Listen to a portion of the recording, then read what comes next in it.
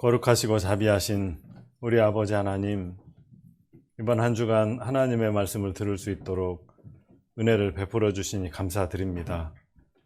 하나님을 잘 모르는 사람들, 또 막연히 알고 있는 사람들에게 이 진리의 말씀을 선포해 주시고 하나님을 바르게 알고 믿을 수 있는 귀한 기회를 허락해 주시옵소서. 무지한 우리의 마음을 깨뜨려 주시고 하나님 뜻하시는 그 진리의 말씀과 계획을 저희에게 알게 해 주시옵소서.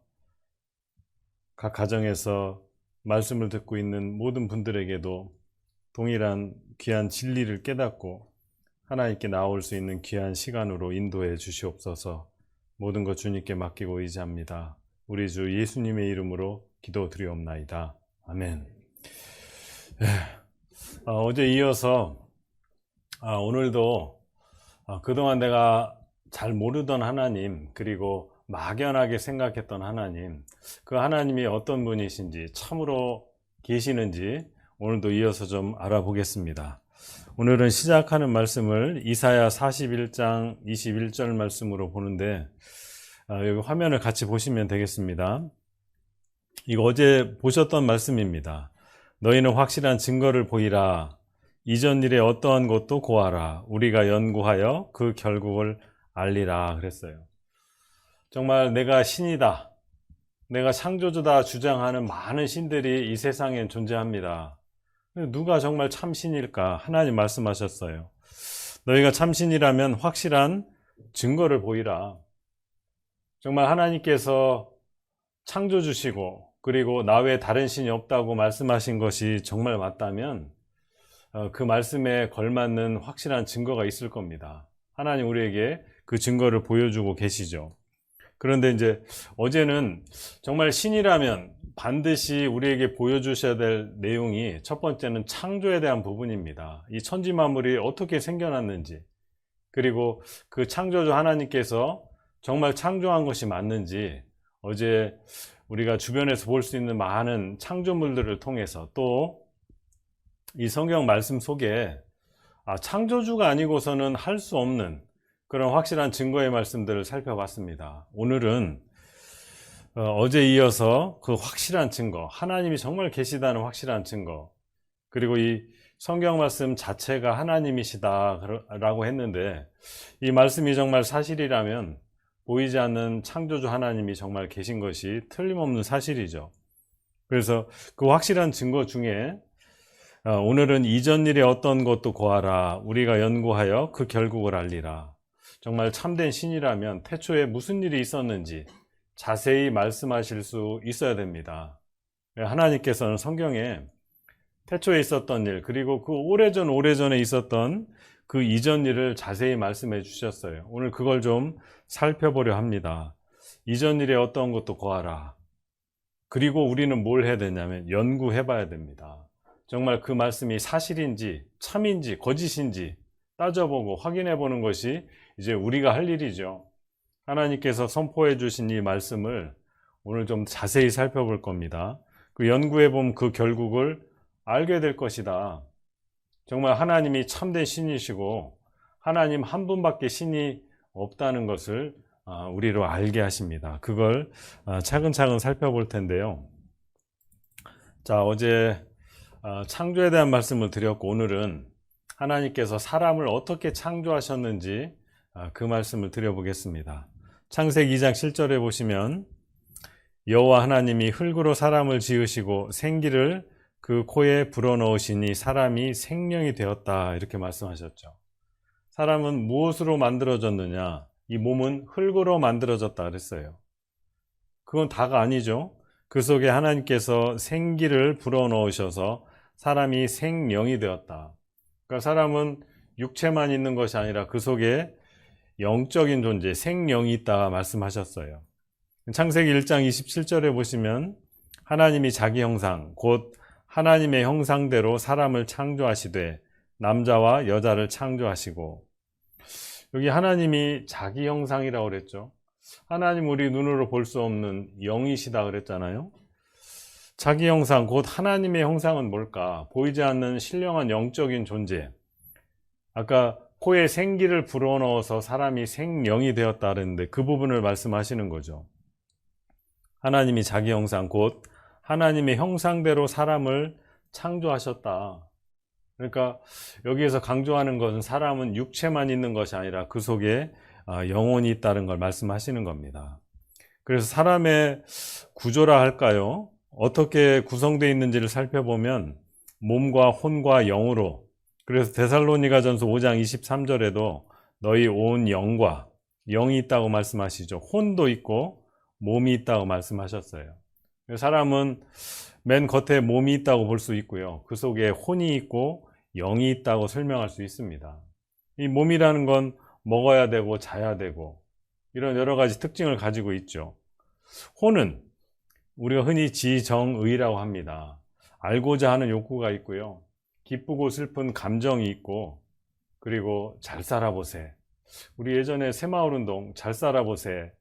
그래서 대한민국이 이렇게 많이 발전한 거죠. 그래서 혼의 특징은 흔히 우리가 지정의라고 합니다. 이런 특징을 가지고 있는 혼이 있고, 그 다음에 그 속에 이제 영이라는 것이 있는데, 이 영이 바로 하나님이 자기 형상, 곧 하나님의 형상대로 창조하셨다고 하는 그 영입니다. 이 영이 하나님을 닮았어요. 그 특징은 첫 번째가 양심입니다. 사람 마음속에는 양심이라는 게 있어요. 외과 의사가 아무리 사람을 해부해도 눈으로 볼 수는 없지만, 그 무언지 설명하기 어렵지만 우리 속에 양심이라는 게 있습니다. 죄의 가책을 갖게 만드는 거죠. 그리고 이 영은, 영의 특징 또 하나는 종교심. 온 세상을 어디를 가도 다 신을 찾고자 하는 마음이 사람에게 있죠.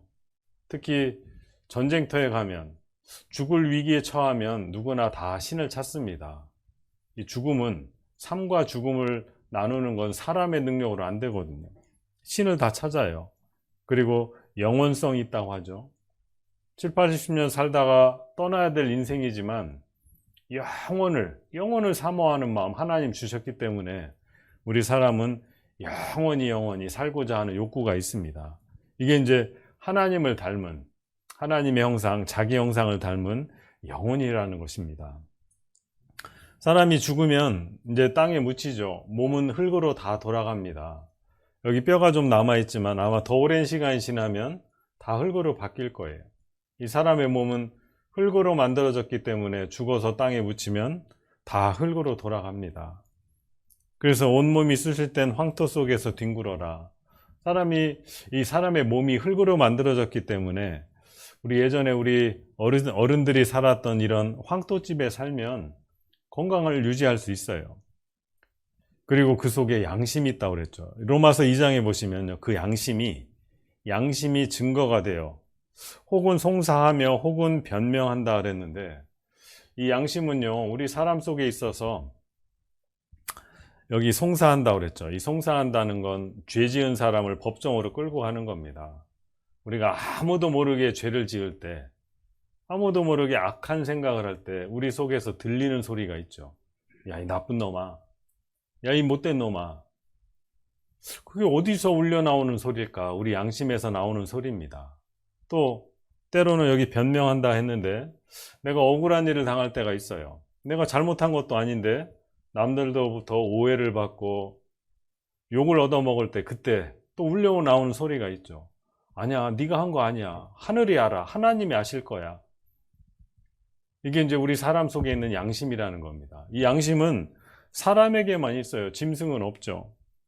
얼마 전에 제가 신문 기사 어제 말씀드린 것처럼 개가 사람을 물어 죽여도요, 그 양심의 가책으로 고통스러워하는 개는 없어요. 개는 그냥 본능에 충실해서 살 뿐입니다. 주인의 말에 충성스럽게 따르고, 그리고 이 짐승들은 상대방을 공격할 때 목을 문다고 하잖아요. 목을. 그러니까 뭐 본능대로 하는 겁니다. 그래서 제가 있는 그 강릉에는 교회당이 약간 좀 외진데 있어요. 그래서 밤에 이제 가끔 집으로 이제 걸어갈 때가 있는데, 그 마을에 이제 개들이 많아가지고요, 막 짖습니다. 밤에 조용한데 지나가면. 그럼 저도 두려워요. 이게 우리 할머니 할아버지들이 개 목줄을 제대로 맸을까? 그래서 우산대 하나라도 들고 만약을 대비하죠. 그리고 제가 예전에 얘기를 들었는데 그런 개나 어떤 맹수들의 공격을 받으면 목을 감싸야 된다고 하더라고요. 이 본능적으로 이 공격성 있는 짐승들은 상대방의 목을 문다고 합니다. 목을 물어서 죽이지요. 근데 이제 개들에게는 양심이 없어요. 사람을 죽이고도 괴로워하지 않습니다. 자기 본능에 충실하게 사는 거거든요. 근데 사람은 달라요. 그래서 윤동주라는 시인이 이런 시를 썼죠. 죽는 날까지 하늘을 우러러 한 점 부끄러움이 없기를 잎새이는 바람에도 나는 괴로워했다. 자, 이 시인이 왜 괴로워했을까요? 죽는 날까지 하늘을 우러러 한 점 부끄러움 없게 살고 싶은데 그게 잘 안 되는 거죠. 마음에 늘 괴로움이라는 게 있습니다. 이게 짐승이 없는 사람에게만 있는 거죠. 자, 여기 신문기사 하나 읽어드릴게요. 44년 전 훔친 기차표 1000배로 갚은 60대 여자분. 여고생 때 550원 정기권 한 장을 더 가져가서 양심의 가책을 느꼈다. 이제라도 돌려줘 다행이다. 여고생 때 550원짜리 기차표 하나를 슬쩍 했는데 이제 나이가 60이 될 때까지 계속 괴롭힌 거죠. 여기 편지하고 돈을 550원짜리 훔쳤는데 55만 원을 갚았어요. 왜 사람들 세상에는 이런 일이 있는 걸까? 그 속에 양심이 있거든요. 그 양심은 하나님의 형상, 하나님을 닮았어요.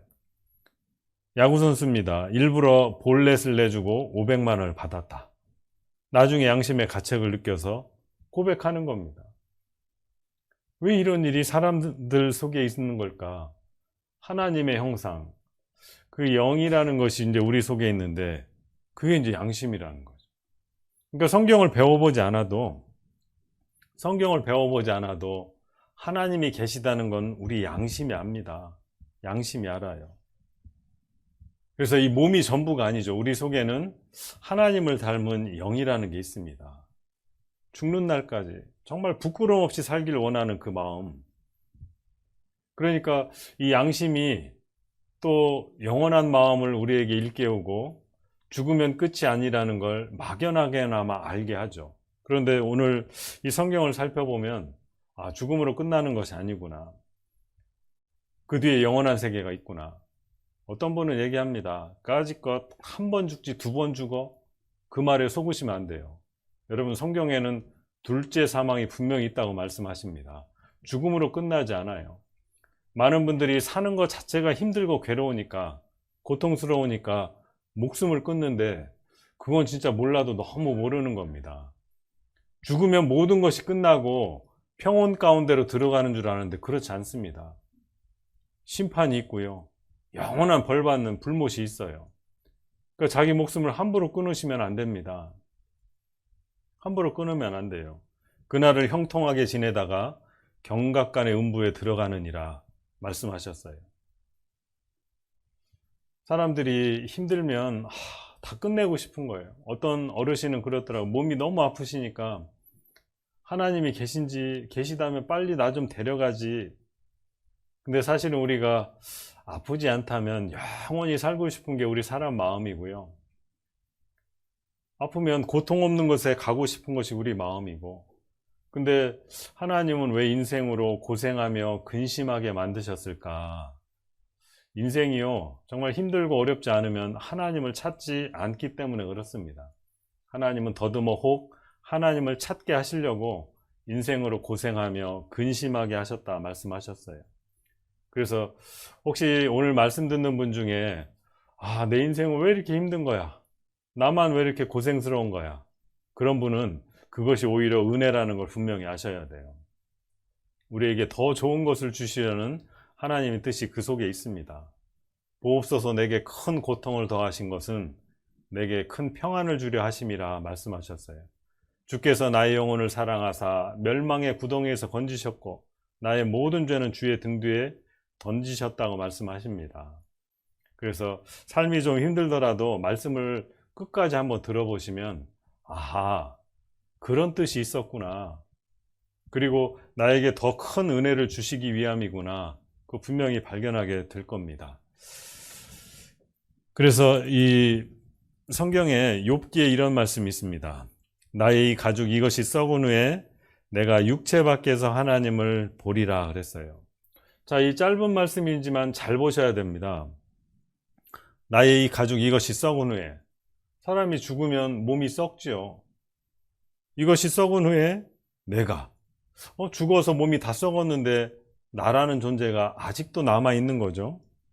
내 몸이 다 썩은 후에 내가 아직 있습니다. 내가 육체 밖에서 하나님을 보리라 그랬어요. 여러분, 사람이 죽으면 끝나지 않아요. 내 몸은 흙으로 만들어졌으니까 흙으로 돌아가고, 내 속에 있는 영혼, 하나님의 형상을 닮은 그 영혼은 육체 밖으로 나와서 하나님을 반드시 만납니다. 그래서 EBS 방송에서 한번 방영된 내용이죠. 죽음 너머 사후세계는 있을까? 사후세계 비밀의 문을 열다 그랬어요. 죽은 사람이 이제 영혼이 몸 밖으로 나와서 하나님을 만나보게 되죠. 많은 사람들이 사후세계에 대한 경험담을 이야기합니다. 미국에서 5년간 무려 1,500만 명이 죽었다 깨어나는 경험을 하면서 사람이 영혼이 틀림없이 있다, 그걸 증언을 했어요.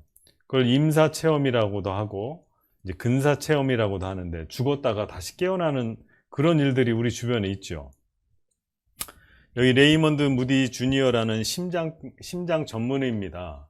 이분이 환자들을 잘 관찰해 보니까 심장마비로 죽었다가 다시 살아나는 경우를 많이 봤는데, 그 사람들이 똑같이 얘기하는 거예요. 여기 영어로 life after life라고 그랬는데, 삶 이후의 삶이 또 있다, 죽음 이후의 세상이 분명히 있다, 아예 책으로 썼어요. 그리고 임사체험 또는 근사체험, 죽었다 깨어나는 거죠. 이 사람은 네덜란드 심장 전문의입니다. 이 사람 얘기하기를, 뇌의 모든 기능이 멈추고 나서도 사람들은 의식을 가지고 있습니다. 이게 어떻게 가능할까요? 이 란셋이라는 의사들이 이제 그 의학 기술을 발표하고 살펴보는 아주 의학 전문지죠. 이 란셋이라는 의학 전문 잡지에 심장 정지 후 다시 살아난 근사 체험자, 임사 체험자들에 대한 논문이 발표됐어요. 1988년부터 92년까지 연구를 진행했는데, 이 병원에서 심장마비 환자, 죽었다 깨어난 344명을 연구해 봤어요. 근데 그 중에 62명의 환자들이 죽음의 순간을 나중에 이야기하는 거죠. 41명 환자들은 대표적인 경험을 했는데, 첫 번째가 내가 죽었구나, 이제 그걸 아는 거죠. 한 번도 죽어본 적 없는데 내가 죽었구나, 이제 그걸 알게 되는 겁니다. 그리고 체외 이탈이라고 하죠. 자기 영혼이 자기 몸 밖에 나와서 자기를 내려다 보는 겁니다. 자, 근사 체험자 얘기를 들어봅시다. 내가 죽었다는 걸 알았죠. 죽어본 적은 없었지만 느낄 수 있었어요. 말로 설명할 수 없는 신비로운 일이었죠. 가족들이 저의 경험을 이해하지 못해 너무 힘들었어요. 그들에게 근사체험은 아무 의미가 없었습니다. 가족들이 자기들끼리 지금 무슨 소리를 하는 거야, 아무도 이해를 해주지 못하는 거죠. 어떤 분은 터널 같은 곳을 빠른 속도로 통과했다. 터널 끝에서 누군가가 저를 기다리고 있었어요. 그 남편입니다. 엘리가 근사체험을 한 후 저에게 얘기해 주었습니다. 그때 처음으로 근사체험에 대해 들어보았죠. 이해하기 어려웠어요. 그런데 이제 근사체험을 한 사람들은 이제 완전히 변한 삶을 삽니다. 우리나라도 마찬가지예요. 이게 그 주사 쇼크로 죽었다 깨어난 사람인데 영혼이 이렇게 붕 떴다, 천장 환경등 위에 고무풍선처럼 둥둥 떠다녔다는 거예요, 혼이. 그러면서 놀라운 느낌이 있는데 다 보이더라, 아래가. 의사들이 피를 닦아내던 거, 또 의사가 서 있는데 그냥 뚫고 보고, 의사를 뚫고 내가 내 얼굴 앞에 가까이 가서 보니까 죽었네. 이 사람도 똑같은 얘기를 하죠. 의사들 손, 간호사 손이 내 얼굴을 가렸는데 뚫고 내 얼굴을 보고, 사람들에게 피해달라고 말하지 않았는데 그냥 통과하고. 이 어르신도 마찬가지죠. 장티부스로 죽었다 깨어났는데 천장에서 내려다 보니까 내 몸이 죽어 있는 걸 본 거죠. 하얀 혼이불을 부모님이 덮어놓으셨는데 그걸 본 겁니다. 그 모습을 볼 때 이상한 게 있었어요. 방이고 부엌이고 벽으로 막혀 있는데 아내가 부엌에서 뭘 하고 있는지 다 보이더라. 천장에서 볼 수가 없는데, 벽이 막혀 있는데 아내가 뭘 하고 있는지 다 보이던 거예요. 다른 나라도 마찬가지입니다. 이 전기 기사가 감전으로 죽었는데 갑자기 이런 말 들었어요. 그가 죽었다고. 응급구조대원이 운전수에게 그렇게 말하는 걸 옆에서 지켜본 겁니다. 그때 나는 응급구조대 뒤에 서서 죽은 내 육체를 보았어요. 이 여자분도 마찬가지. 수술할 때 몸 밖으로 나왔을 때 고통이 없었고 모든 것으로부터 자유로웠어요. 아마 저와 여러분 우리도 언젠가 죽음을 맞이할 때 자기 몸을 자기가 내려다보는 그런 일이 틀림없이 있을 겁니다. 예, 사후세계 있습니다. 죽음은 끝이 아닙니다. 많은 의사들, 전문가들이 얘기하죠. 죽음은 끝이 아닌 천국으로 가는 문이라고. 예, 사후세계는 있습니다. 죽어가는 사람들을 연구하고 나서 그 증거를 찾을 수 있었습니다. 우리가 확신할 수 있는 단 한 가지, 누구나 언젠가 죽는다는 사실입니다. 이 죽음을 멀리 있다 생각하시면 안 돼요. 가까이 있습니다. 오늘이라도, 내일이라도, 언제 찾아올지 모르는 것이 죽음이죠. 죽음을 저기 멀리 있다고 생각하는 사람들, 인생을 어리석게 살 수밖에 없어요. 죽음 이후 어떻게 될까? 하나님의 말씀에 귀를 기울여야죠. 한번 죽는 것은 사람에게 정했지만 그걸로 끝이 아니고 그 뒤에 심판도 있고 영원한 세계가 틀림없이 있다고 말씀하십니다. 근데 이제 문제는 그 하나님이 정말 계실까? 그리고 그 말씀이 정말 하나님 말씀일까? 그리고 하나님 말씀대로 정말 그렇게 될까? 그걸 이제 우리가 풀어야 돼요. 그걸 풀어야 돼요. 그러려면 너희는 여호와의 책을 자세히 읽어보라. 성경을 자세히 살펴보셔야 됩니다. 진짜 이게 창조주 하나님 참된 신의 말씀인지 아니면 똑똑한 어떤 사람들이 꾸며낸 지어낸 종교의 하나의 경전인지 그걸 따져보셔야 됩니다. 알아야 믿을 수 있어요. 알아야. 배워보셔야 됩니다. 그래서 인류 역사가 어디에서 시작됐는가 성경에서는 분명히 말씀하고 계시죠. 하나님 말씀하십니다. 하나님이 이 천지 만물을 창조할 때 맨 마지막으로 창조한 것이 사람이에요. 사람. 근데 사람은 어떻게 만들었다고요? 흙으로 지으시고 생기를 그 코에 불어넣으시니 사람이 생명이 된지라. 하나님이 자기 형상 곧 하나님의 형상대로 사람을 창조하시되 남자와 여자를 창조하셨다 그랬어요. 그리고 그 남자와 여자가 살았던 그곳이 이제 에덴 동산이라고 말씀하시는데 여기 말씀 같이 봅시다. 그 뒤에 이어서 창세기 2장 8절에 여호와 하나님이 동방의 에덴에, 이 에덴이라는 장소가 이제 언급되죠. 에덴에 동산을 창설하시고 그 지으신 사람을 거기 두시고. 자, 아마 교회 안 다니시는 분들도 한 번쯤은 들어보셨을 거예요. 에덴 동산, 살기 좋은 낙원. 그거 그냥 성경에 있는 얘기지 에덴 동산이 이 지구상에 없다고 생각하시는 분이 의외로 많아요. 에덴에 하나님이 동산을 창설하시고 그 지으신 사람을 거기 두셨다 했는데 진짜 이 에덴이라는 곳에 동산이 있었을까? 그리고 첫사람 아담과 하와가 거기 살았을까? 이제 이런 생각이 들지요. 그 이어지는 말씀에 여호와 하나님이 그 땅에서 보기에 아름답고 먹기에 좋은 나무가 나게 하시니 동산 가운데에는 생명나무와 선악을 알게 하는 나무도 있더라. 자, 에덴 동산은 낙원이었어요. 지금처럼 농사 짓지 않아도 먹을 것이 아주 많았습니다. 일할 필요가 없었죠. 여기도 보면 그 땅에서 보기 아름답고 먹기에 좋은 나무가 나게 해서 막 굉장히 많았는데 그 중에 특별히 동산 가운데 생명나무와 선악을 알게 하는 나무도 있더라. 일부러 이 두 나무를 말씀하셨어요. 이건 잠시 후에 또 설명을 드리겠습니다. 그런데 이제 10절에 강이 에덴에서 발원하여 동산을 적시고 거기서부터 갈라져 내 근원이 되었으니. 자, 에덴에서 강이 발원했다. 이제 강이 시작된 거죠. 제가 이제 강원도에 가보니까 우리나라에서 제일 큰 강, 한강이죠. 서울 도심을, 이제 대한민국의 수도를 관통하는 그 한강물이 어디서 시작되는가 봤더니 제가 있는 곳에서 조금 가면 이제 태백이라는 곳이 있는데 그 태백에 이렇게 가보면 냇물이 졸졸졸 흘러요. 근데 그걸 계속 따라 올라가면 샘이 솟는 곳이 있습니다. 이제 거기서부터 그 한강물이 이제 시작되는 겁니다. 그 물이 시냇물을 이루고, 제가 이제 강릉에 살기 전엔 경기도 여주라는 곳에 또 산 적이 있었는데요. 거기 남한강이라고 아주 큰 강이 흐릅니다. 제가 그거 볼 때마다 저 뗏목 하나 띄워서 저 한강까지 한번 가봐야 되는데 그 생각이 늘 들어요.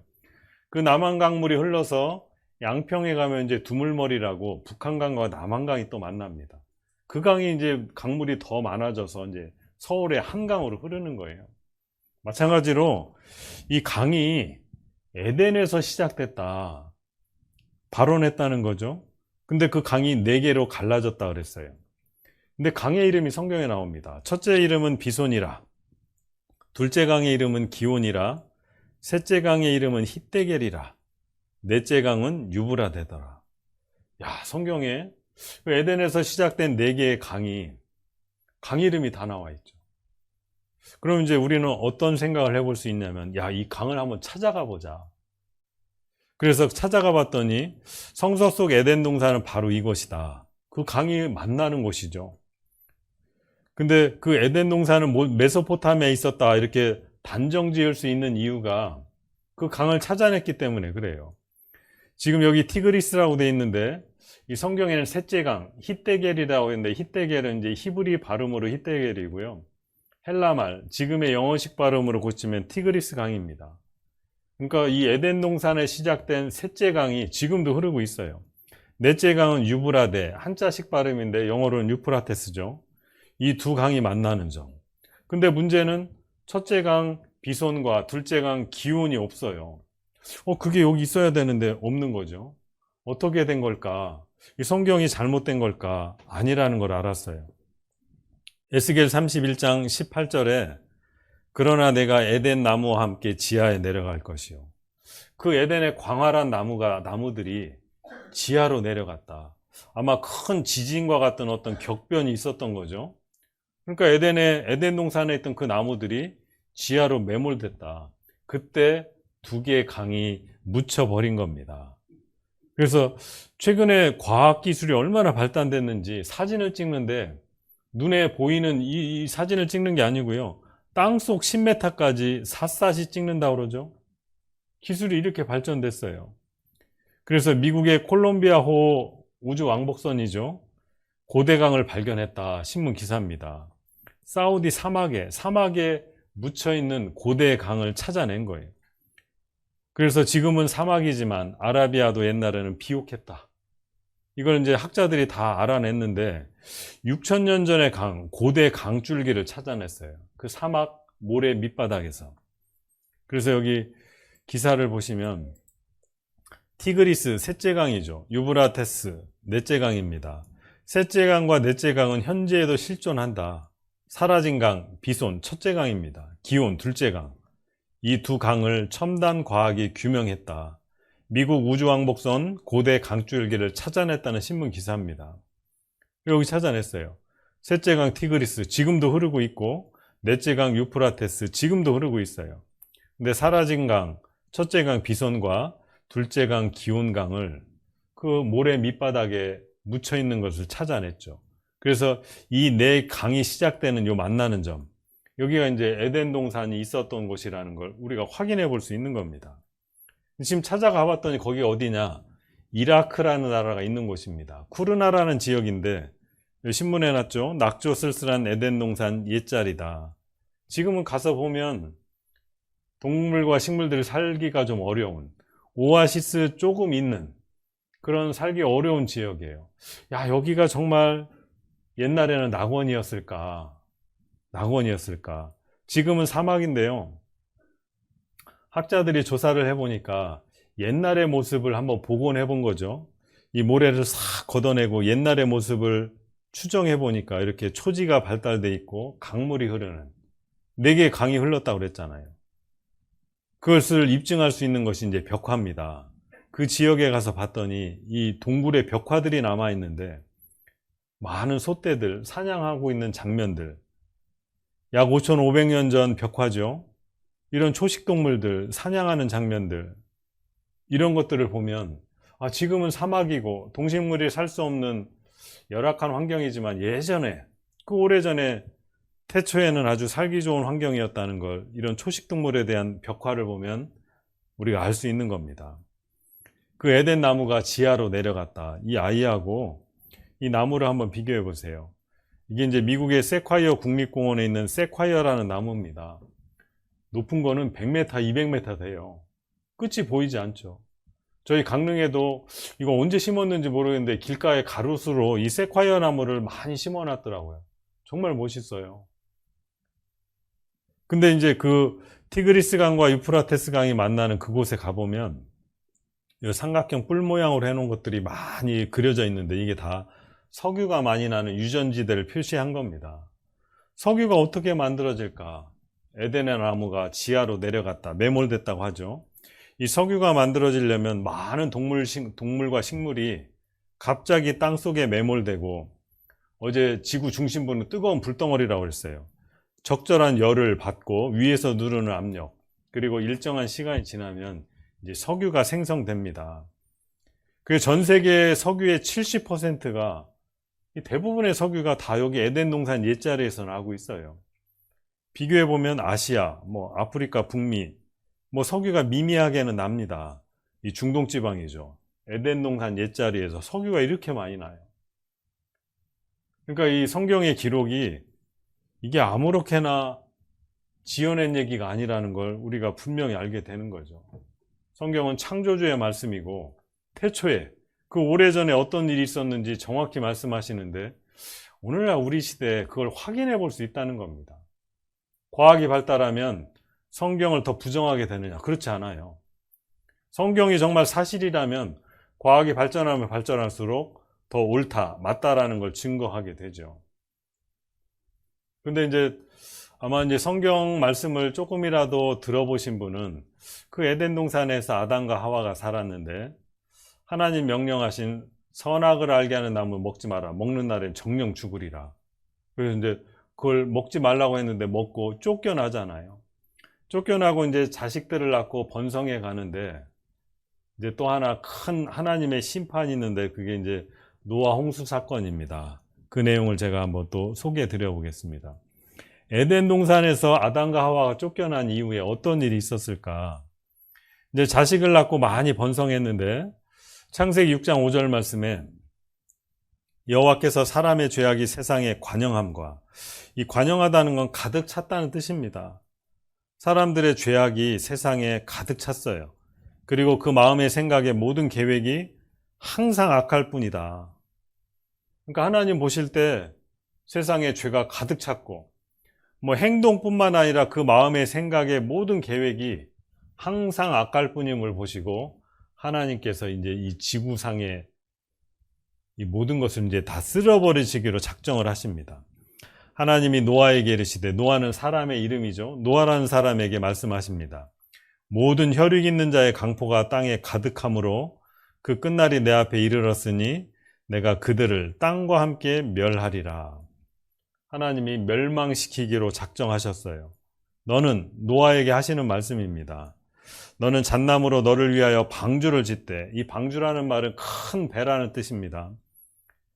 잣나무로 큰 배를 만들어라. 그 안에 간들을 막고 역청으로 그 안팎에 칠하라. 이 역청이라는 건 우리 밖에 아스팔트, 도로 깔 때 만드는 이제 석유를 정제하고 나면 찌꺼기들이죠. 까만 거. 그걸로 이제 그대로부터 석유가 증발하고 남은 그 역청 덩어리로 이 나무와 나무를 잇는 그 부분을 칠해서 이제 방수 재료로 썼죠. 그 방주의 제도는 이러하니 장이 300규빗, 광이 50규빗, 고가 30규빗이며 거기 창을 내되 위에서부터 한 규빗에 내고 그문은 옆으로 내고 상중하 3층으로 할지니라. 하나님께서 크기도 다 정해 주셨어요. 가로 세로 높이를 여기 300규빗, 50규빗, 30규빗이라고 하는데, 이 규빗이라는 말은 사람의 팔꿈치부터 손가락 끝까지의 길이를 한 규빗이라고 합니다. 그러니까 이 사람마다 좀 이게 팔이 긴 사람도 있고 짧은 사람도 있겠죠. 평균에서 보면 한 45cm 정도 된다고 해요. 그래서 가로 세로 높이도 정해주고 칸도 맞고 상중하 3층으로 만들어라.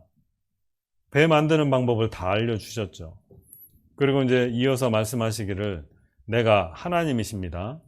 내가 홍수를 땅에 일으켜 무릇 생명의 기식이 있는 육체를 천하에서 멸절하리니 땅에 있는 자가 다 죽으리라.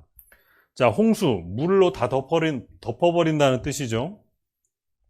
땅에 이제 홍수를 일으켜서 이 생명의 기식이 있는 육체, 숨 쉬는 건 다 죽게 하겠다는 거예요. 그게 사람이든 동물이든 짐승이든.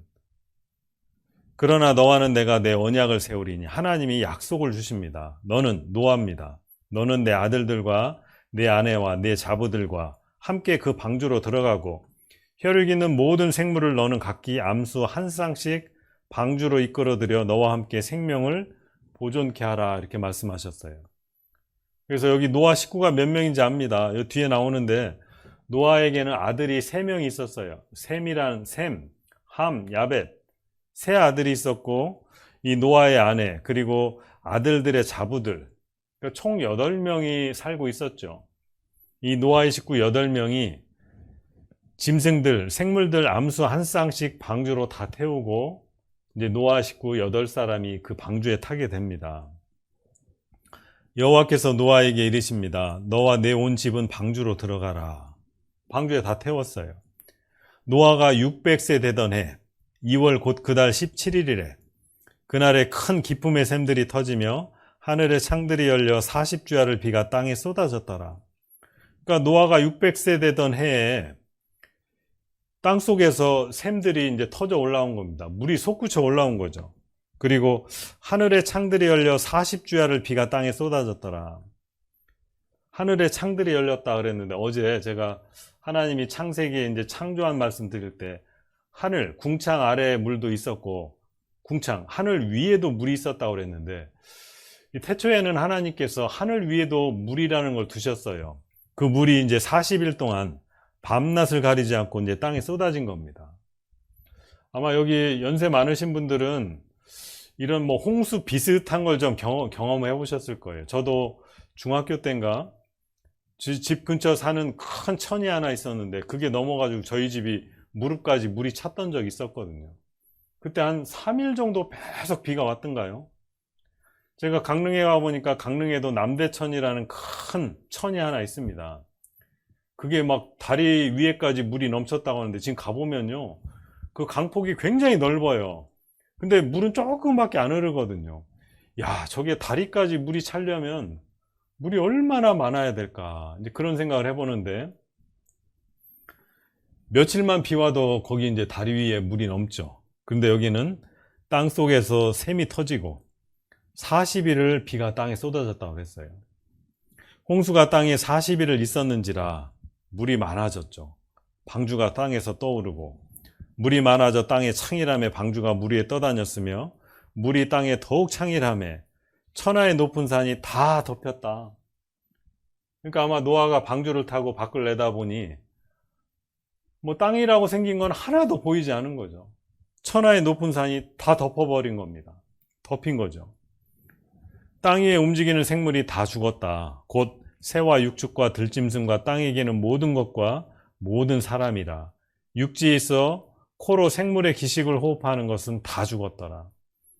저는 옛날에 새는 살 수 있지 않을까 날아다니니까. 새도요 뭐 하루 이틀 나르는 거지 새도 다 죽었다고 그랬어요. 여기 8장 봅시다. 하나님이 노아와 그와 함께 방주에 있는 모든 들짐승과 육축을 권념하사 바람으로 땅 위에 불게 하심에 물이 감하였고 기쁨의 샘과 하늘의 창이 막히고 하늘에서 비가 그침에 물이 땅에서 물러가고 점점 물러가서 150일 후에 감하고. 우리 보통 자연계의 3대 큰 힘, 바람, 물, 불, 이 세 가지는요 사람의 힘으로 어찌할 수 없는 겁니다. 우리 여름에 장마철에 그렇게 비가 와도요 비 딱 그치고 바람 한번 불잖아요. 이 길에 있는 물이 다 말라버려요. 한순간에. 이 바람의 위력이 얼마나 큰지 모릅니다. 하나님께서 바람을 불어서 물을 감하게 했다, 줄여줬다. 그리고 이제 7월 그달 17일에 방주가 아라랏산에 머물렀다 그랬어요.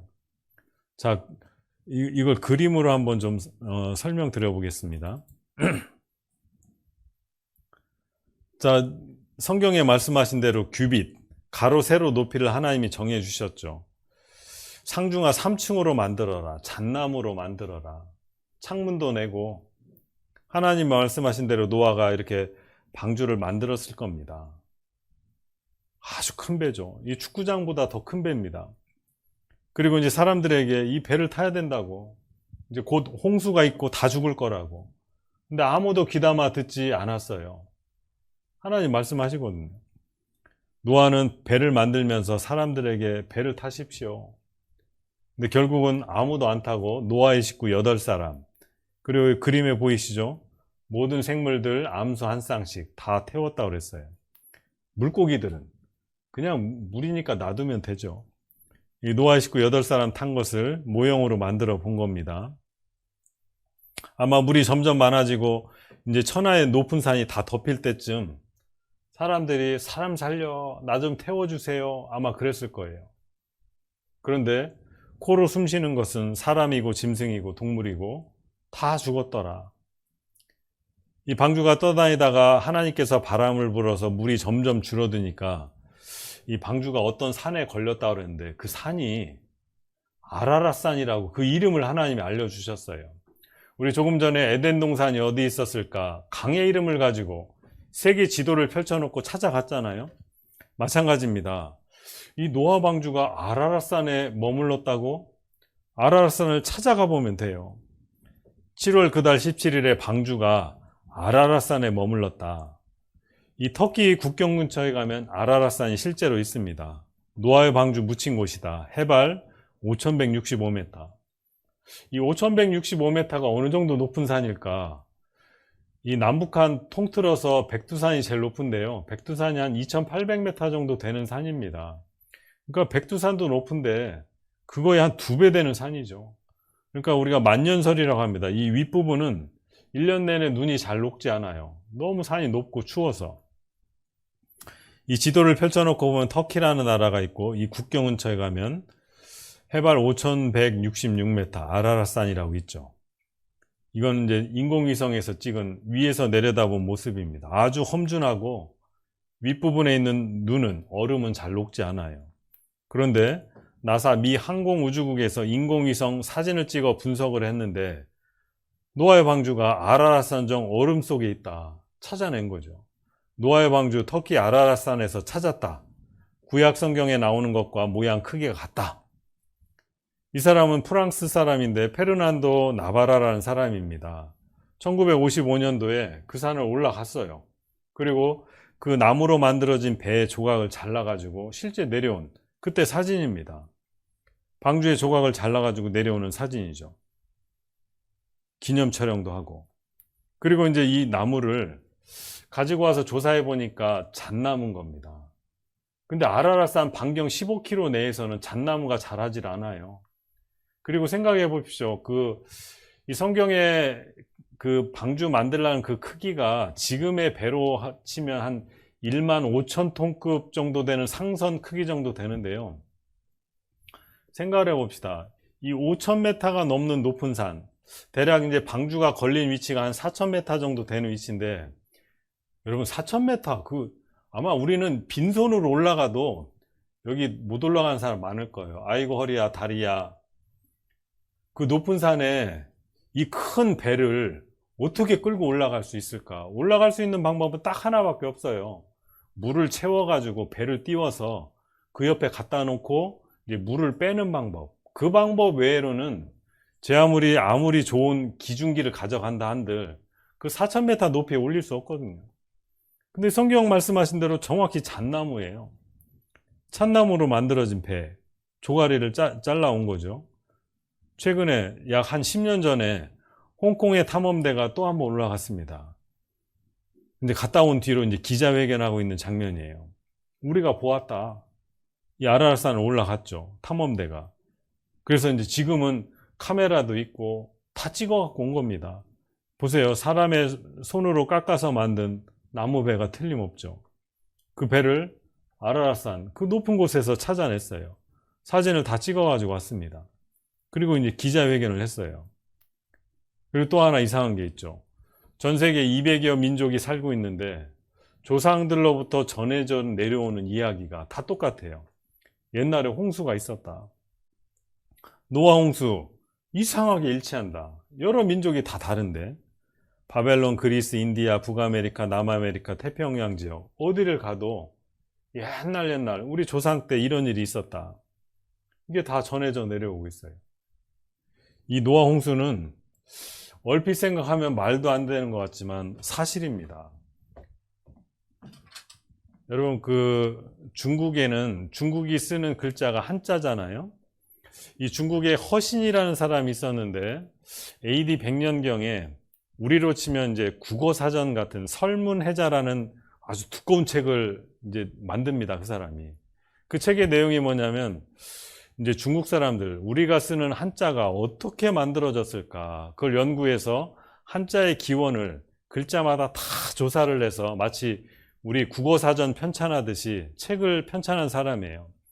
근데 그분이 한자를 연구한다 보니까 한자는 보통 이제 우리가 상형 문자라고 합니다. 이렇게 어떤 달의 모양을 흉내내서 달월자를 만들고, 이런 나무의 모양을 흉내내서 나무 목자를 이제 조상들이 만들어 썼는데, 이걸 이제 상형 문자라고 그래요. 이제 어떤 물체의 모양을 흉내내서 글자를 만드는 거죠. 근데 이제 글자를 만드는데 모양을 흉내내서 만드는 데는 한계가 있어요. 보이지 않는 것도 많고, 뭐 마음, 사랑 이런 건 글자로 어떻게 만들겠어요? 형상이 없는데.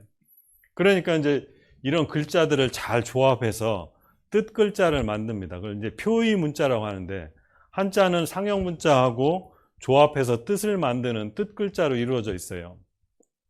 근데 이제 이 허신이라는 사람도 우리 조상들이 쓰던 글자를 잘 연구해 보니까 이게 왜 이런 문자를 왜 이렇게 만들었는지 설명을 못 하는 거예요. 근데 미국에 있던 이 중국 사람 중에 하나님을 믿는 그리스도인이 있었는데 창세기를 읽다가 아주 놀라운 사실을 발견했어요. 우리 조상들이 쓰는 이 글자가 창세기하고 정확하게 딱 일치되는 거예요.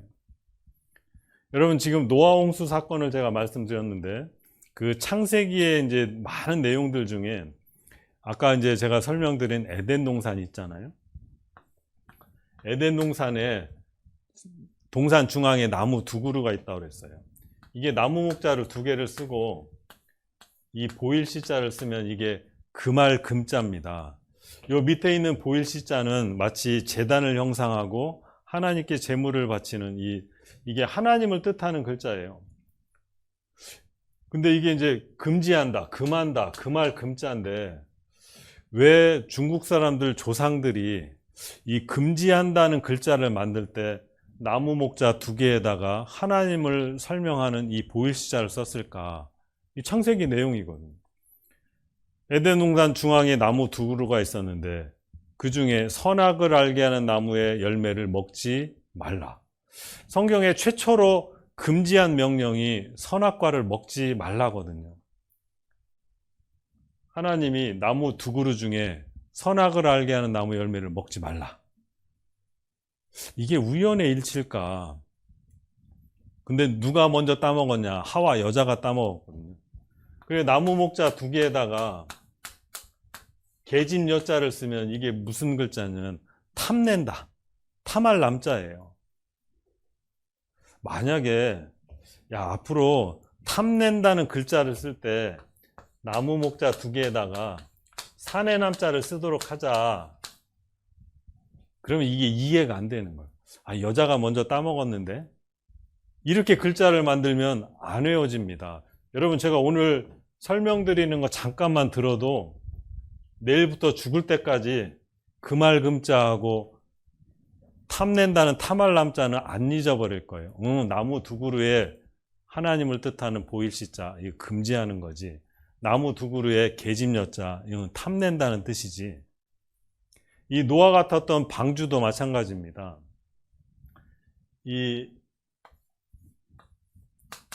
이렇게 쓰면 이게 배주자예요. 이렵편주할 때, 그러니까 조그만 배를 설명할 때는 한자를 배주자를 씁니다. 근데 큰 배를 할 때는 글자를 어떻게 만드냐? 요 옆에 8팔자에다 입구자를 씁니다.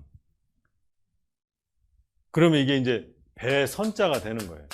아주 큰 배, 상선, 무역선, 조그만 배가 아니라 큰 배를 할 때는 이 배선자를 쓰는데 이 배 주자에다 왜 하필 1, 2, 3, 4, 5, 6, 7, 8, 9 그 많은 숫자 중에 8, 8자를 쓰고 입구자를 썼을까? 이 배에 8명이 탔거든요. 이게 만약에 옛날에 이 글자를 만들 때 배 주자에다가 여기 7, 7자를 쓰자. 그렇다면 이게 또 이해가 안 되는 거예요. 아, 배에 8명이 탔는데 왜 7, 7자를 썼지?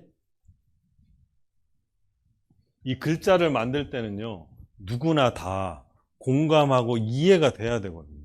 그래야 글자가 만들어지는 거예요. 그래야 널리 퍼지는 거예요. 이 창세기에 나오는 내용들이 다 그때 당시 살고 있던 사람들이 다 알고 있었던 거잖아요.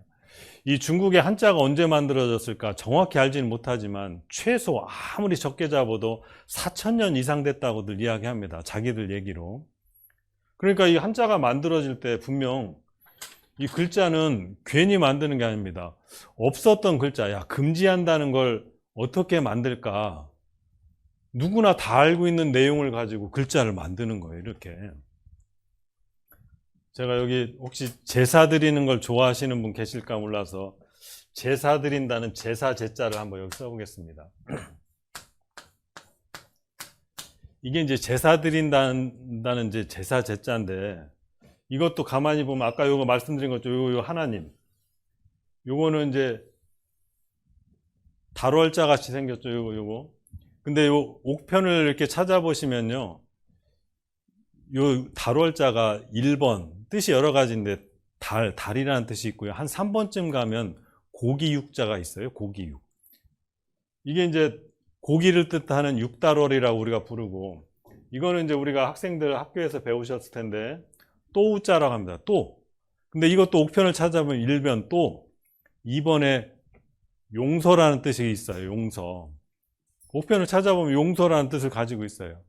그러니까 이 제사는 뭘 뜻하냐면 하나님께 짐승을 잡아서 죄를 용서받는 것이다. 이게 제사 제자를 아무렇게나 만드는 게 아니고요.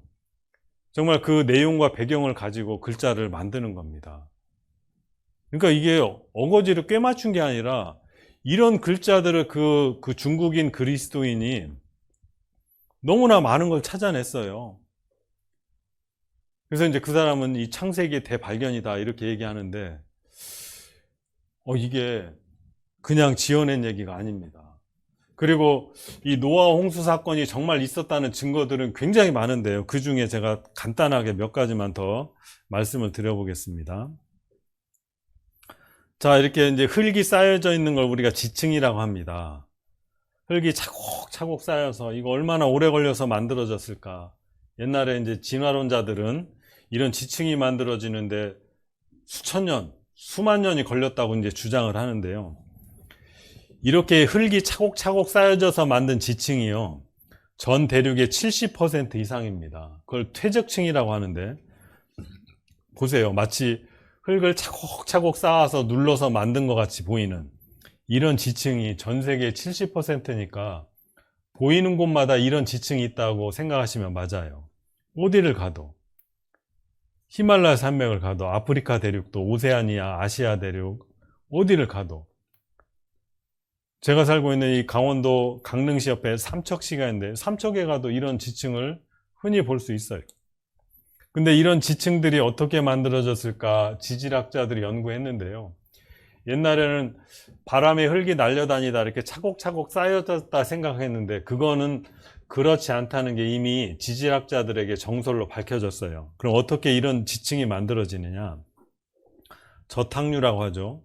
흙을 물에 풀어서 막 흙탕물을 만든 다음에 흙탕물을 쫙 휩쓸고 지나가면 희한하게도 굵은 것부터 가는 것, 굵은 것부터 가는 것 이렇게 정리가 돼요. 이게 막 뒤섞여 있는 이 저탕류라고 하는데 흙탕물이죠.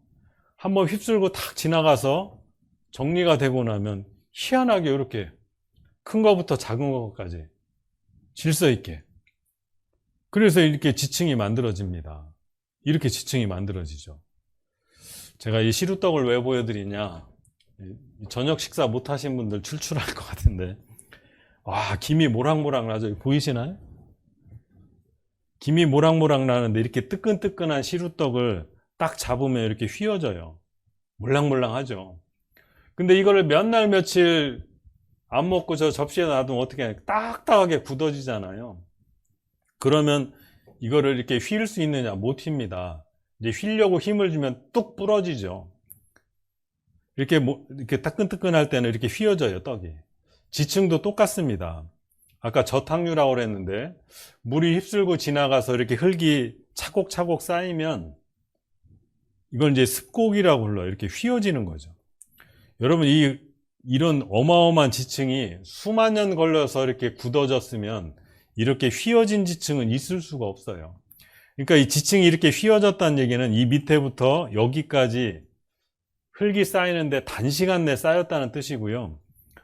이 지각에 힘을 받아서 이제 중심부에서 이제 힘을 받으면 이렇게 휘어지는 거죠. 그리고 나서 오랜 시간이 지나서 굳으면 이제 이런 지층이 만들어지는 겁니다. 여기도 보세요. 지층이 휘어졌어요. 이건 노아홍수의 결정적인 증거입니다. 지층이 이렇게 이 딱딱한 바위들이 이렇게 휘어질 수 있으려면 예전에 처음에는 아주 말랑말랑한 부드러운 흙이었다는 거죠. 그리고 여기부터 여기까지 단시간 내에 쌓여야 돼요. 이게 오래돼서 조금씩 쌓여서 굳어지면 이렇게 휘어질 수가 없어요. 이건 더 많이 휘어졌죠. 그리고 이제 다지층 나무라는 게 있습니다. 자, 봅시다. 우리 이제 제가 좀 이따 화석에 대해서 또 말씀을 잠깐 드릴 건데, 옛날에는 이제 나무 화석, 나무가 이렇게 있는데 나무가 죽었어요. 그래서 흙이 차곡차곡 여기 이제 쌓여서 이게 이제 화석이 만들어지려면 흙이 만약에 천천히 1년, 2년, 10년, 100년, 1000년, 만년 쌓여지면 이런 나무가 온전히 보존될 수가 없죠. 왜냐하면 100년만 지나도 이게 다 썩어서 없어지는데. 근데 이 긴 나무가 썩지 않고 땅에 묻혀서 이렇게 지금 보존되고 있다는 뜻은 여기부터 여기까지 흙이 쌓이는데 이 나무가 썩기 전에 빠른 시간 내에 나무가 쌓였다는 증거죠. 이 지층이 여러 가지 지층이 이렇게 차곡차곡 쌓여서 나무가 지금도 썩지 않고 그대로 보존된다는 건 저 지층이 쌓이는데 오랜 시간 걸리지 않았다는 뜻입니다. 그러니까 이 다지층 나무는 또 노아 홍수를 증거하는 가장 확실한 증거예요. 10m 높이의 나무가 썩지 않고 그대로 보존되어 있다는 건 노아 홍수가 있었다는 증거입니다. 그리고 이 화석에 대해서 하나 잠깐 보여드리겠습니다. 궁창 위에 물이 있다고 그랬죠. 이 물이 40일 동안 밤낮 쏟아진 거죠. 지금은 없어요. 그 노아의 시대 때 다 쏟아져서. 그래서 예전에 하늘 위에 물층이 있었을 때는 이 태양 광선이 들어올 때 해로운 걸 반사시켰기 때문에, 그리고 이 물이요 마치 그 온돌 역할을 해서 지구 전체를 온난한 기후로 만듭니다. 그리고 해로운 광선을 반사시키고, 그래서 이 물이 쏟아지기 전, 즉 노아가 살기 이전 시대의 많은 동물과 식물, 사람들은요 아주 살기 좋은 조건에 살았던 거예요. 근데 이제 물이 쏟아지고 나니까 태양광선의 해로운 것들을 다 우리가 받게 되죠. 그래서 노아 홍수 전후에 인간 수명을 비교해 보면 노아 홍수 전에는요 평균 900살을 살았어요. 야, 900살 오래 살죠. 하늘에 물이 다 쏟아진 뒤로 점점 수명이 짧아져서 지금은 7, 80년으로 된 겁니다. 이게 과학자들도 연구해 보니까 맞더라. 인간 수명 900살, 그때는 가능했다. 노아 홍수 전 하늘에 물층이 존재했는데 그 물이 아주 살기 좋은 조건을 만들었다는 얘기입니다.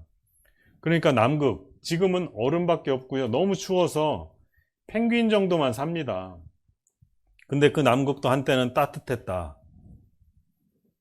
이 남극에서 아열대 식물의 화석이 발견되거든요. 남극에서 보내온 소식이라 그랬어요. 거기 은행나무 잎에 화석이 있다는 거는 옛날 그 옛날에는 아주 따뜻한 살기 좋은 곳이었다는 증거죠. 이런 화렵수, 저 열대지방에 자라는 잎사귀가 지금 남극에서 발견되고, 이 가재, 바닷가재와 성게는 따뜻한 바다에서만 삽니다. 그러니까 아주 살기 좋았다는 증거죠.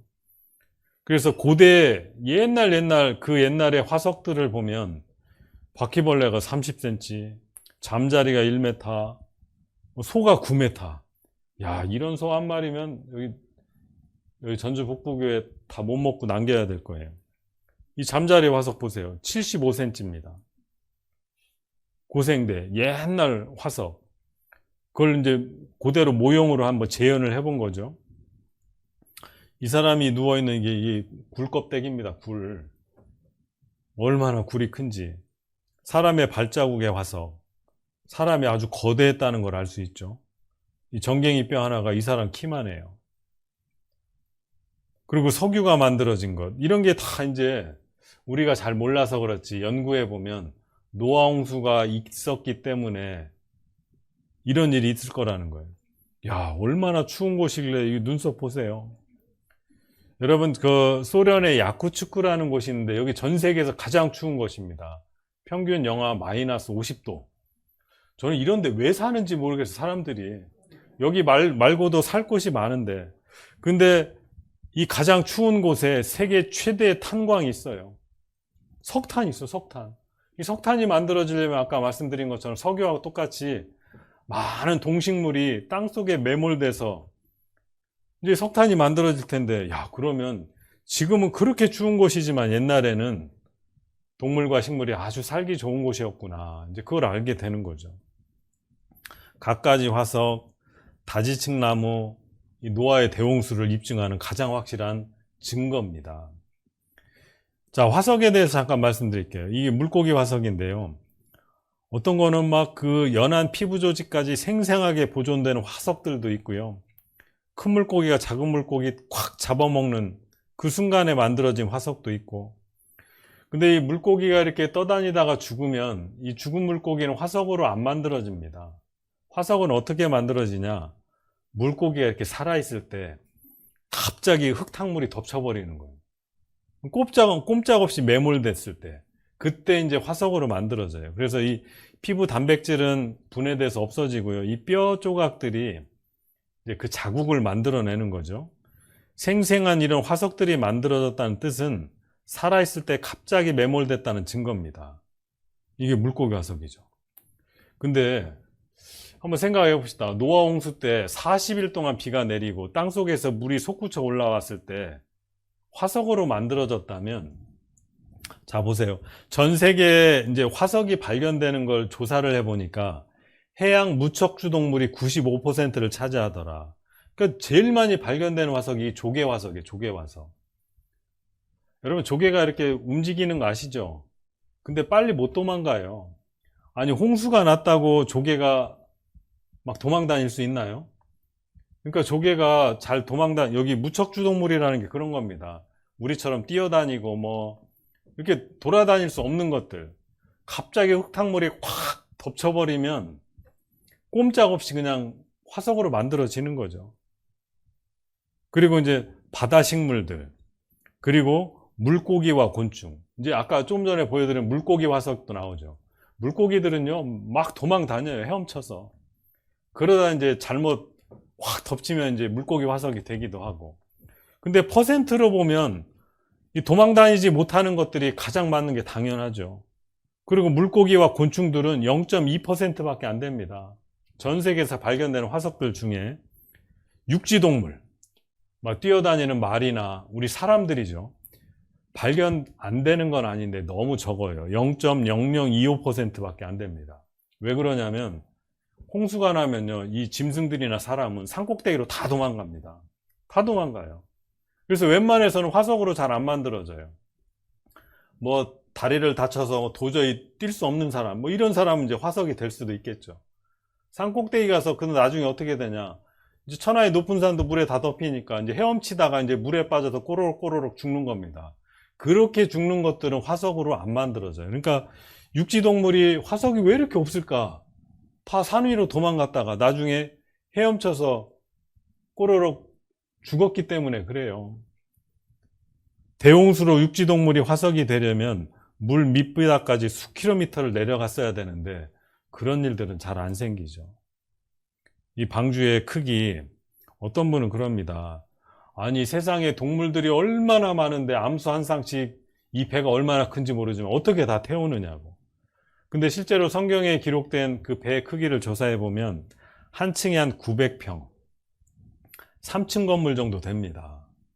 뭐 크기는 크지만 어마어마하게 큰 건 아니죠. 여기 다 태울 수 있을까? 그냥 막연하게 안 될 거라 생각하지 말고 따져보자는 거예요. 동물학자들이 조사를 했어요. 포유류가 3,500종, 파충류 5,500종, 조류 8,600종. 근데 여러분, 우리 여기 개 키우시는 분들 혹시 잘 아실 텐데, 뭐 요즘에는 뭐 별의별 개가 다 있어요. 그거 종류별로 다 태웠다는 뜻이 아닙니다. 최근에 우리 사람들이 키우는 개들은요, 사람들이 입맛에 맞게 교배시켜가지고 새로 만든 종들이 굉장히 많아요. 옛날에 개, 대표되는 개 몇 종만 태웠다는 뜻이지, 지금 오늘날 뭐 요 주먹만한 개부터 시작해서 뭐 온갖 개를 다 태웠다는 뜻이 아니에요. 그러니까 이 동물학자들이 조사해 봤더니 이렇게 종류가 되더라. 근데 이제 그 중에는 뭐 큰 코끼리 같은 것도 있고 조그만 쥐새끼 같은 것도 있고, 근데 이제 한 쌍씩, 암수 한 쌍씩 들어갔다면 한 3만 5천여 마리가 들어갈 수 있어야 되는데, 계산해 보니까. 근데 이제 이 동물의 크기를 큰 놈, 작은 놈 평균 내봤더니 양 한 마리 크기 정도면 이제 계산이 되는 거죠. 그러니까 암수 한 쌍씩 태운다고 생각하고, 아까 여기 말씀드렸던 3만 5천여 마리가 들어갈 수 있는 공간이 되면 되는데, 조사를 해보니까 그 방주의 크기는 양이 한 12만 5천 마리 들어갈 수 있을 정도로 아주 큰 배라는 거예요. 그러니까 다 태우고도 한 3분의 2 공간이 남는 겁니다. 계산상으로. 충분히 다 태울 수 있어요. 그래서 생명을 보존케 했고, 나중에 이제 노아 식구 8사람이 내려와서 다시 이제 자손들이 번성하게 되는 겁니다. 근데 그 많은 물들이 지금 어디 갔을까? 그걸 묻는 분들이 계셔서 성경에 또 그 답이 나와 있습니다. 하나님이 바닷물을 모아 무더기 같이 쌓으시며 깊은 물을 곳간에 두시도다. 온 세상을 천하의 높은 산까지 다 덮었던 물이 다 어디로 갔을까? 우주로 날아간 게 아니라 지구상에 그대로 있습니다. 바닷물을 무더기 같이 쌓았다. 물을 쌓을 수 있는 방법은 얼리면 되죠. 그리고 깊은 물을 곳간에 두셨다. 이 사진으로 보여드리겠습니다. 그리고 시편 104편에 옷으로 덮음같이 땅을 바다로 덮으심에 물이 산들 위에 섰더니, 이 노아 홍수 사건입니다. 주의 견책을 인하여 도망하며 주의 우레소리를 인하여 빨리 가서 주의 정하신 처소에 이르렀고 산은 오르고 골짜기는 내려갔나이다. 이 노아 홍수 이후로 지구에 큰 격변이 있어서 이제 막 지진이 나는 거죠. 한쪽에는 산이 솟구쳐 오르고 솟구쳐 오른 만큼 밑으로 또 꺼지는 데가 있고, 이 사진을 보시면 남극 대륙의 사진입니다. 물을 얼렸어요. 무더기 같이 쌓으셨어요. 두께가 약 2000m가 됩니다. 여러분, 말이 2000m지 얼음의 두께가 2000m다. 여러분, 남한에는 2000m 높이의 산이 없습니다. 저 제주도의 한라산이 1900m 조금 넘어요. 이 얼음의 두께를 보세요. 어마어마합니다. 이 남극의 얼음을 다 녹이면 어떻게 되나? 해수면이 58m 상승한다고 해요. 그리고 여기 봅시다. 이 사이판 괌, 여기 하와이 근처죠. 태평양 바다에 제일 깊은 곳이 있어요. 여기가 마리아나 해구라는 곳인데 깊이가 11,000m가 넘습니다. 그러니까 세상에서 제일 높다고 하는 산, 에베레스트 산이 8,800m인데 밑둥을 잘라서 이 속에다 쿡 집어넣으면 넣고도 남아요. 10,000m가 넘으니까. 그러니까 천하의 높은 산을 다 깎아서 이런 바닷속 깊은 곳을 다 메워버리고 남극과 북극의 물을 다 녹여버리면 노아 때하고 똑같이 천하의 높은 산이 물로 다 덮어버리게 되는 거예요. 최근에 아마 뉴스에서 많이 들어보셨을 거예요. 지구온난화 때문에 해수면이 자꾸 높아진다. 그래서 저기 태평양에 있는 섬나라들이 지금 나라가 없어지게 생겼잖아요. 천하의 높은 산은 오르고 골짜기는 내려가는데 그걸 메워버리고 얼음을 다 녹여버리면 노아 때하고 똑같이 됩니다. 노아 때하고 똑같이 돼요. 그리고 이 베드로 3장에 하나님 경고하셨어요. 이로 말미암아 그때 세상은 물의 넘침으로 멸망하였을 때, 이로 말미암아 세상에 죄가 가득 차서, 죄가 세상에 관영해서 하나님이 물로 심판하셨잖아요. 멸망시키셨잖아요. 그런데 이제 지금 우리 시대입니다. 이 세상 마지막 때는 하늘과 그 땅은 그 동일한 말씀으로 불사르기 위하여 간수하신 바 되었다. 그때 세상은 죄가 가득 찼을 때 물로 멸망시켰지만 지금 우리 시대 때는 이제 불로 다 태워버리신다 그랬어요. 그러니까 우리 세상에 죄가 점점 많아진다는 거 아마 다들 느끼고 계실 거예요. 여기 연세 좀 있으신 분들은 아마 생각해보면요, 우리 어렸을 때도 도둑놈들이 있었고 사건 사고 있었습니다. 없었던 건 아니에요. 그러나 우리 어렸을 때 살인사건 뉴스에 한번 나오면 다들 깜짝 놀랐어요. 근데 지금은요, 살인사건은 너무 많아가지고 놀라지도 않아요.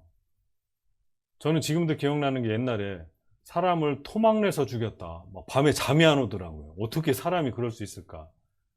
근데 요즘은요, 그런 소식이 너무 자주 들려요. 자주 들려요. 그러니까 이제 죄로 얘기하면 점점 많아집니다. 우리 어렸을 때도 죄가 있었지만 지금은 죄가 너무 많아졌어요. 이게 조금 더 많아지면 어떻게 되냐? 이제 불로 이 세상을 다 태워서 멸망시킬 겁니다.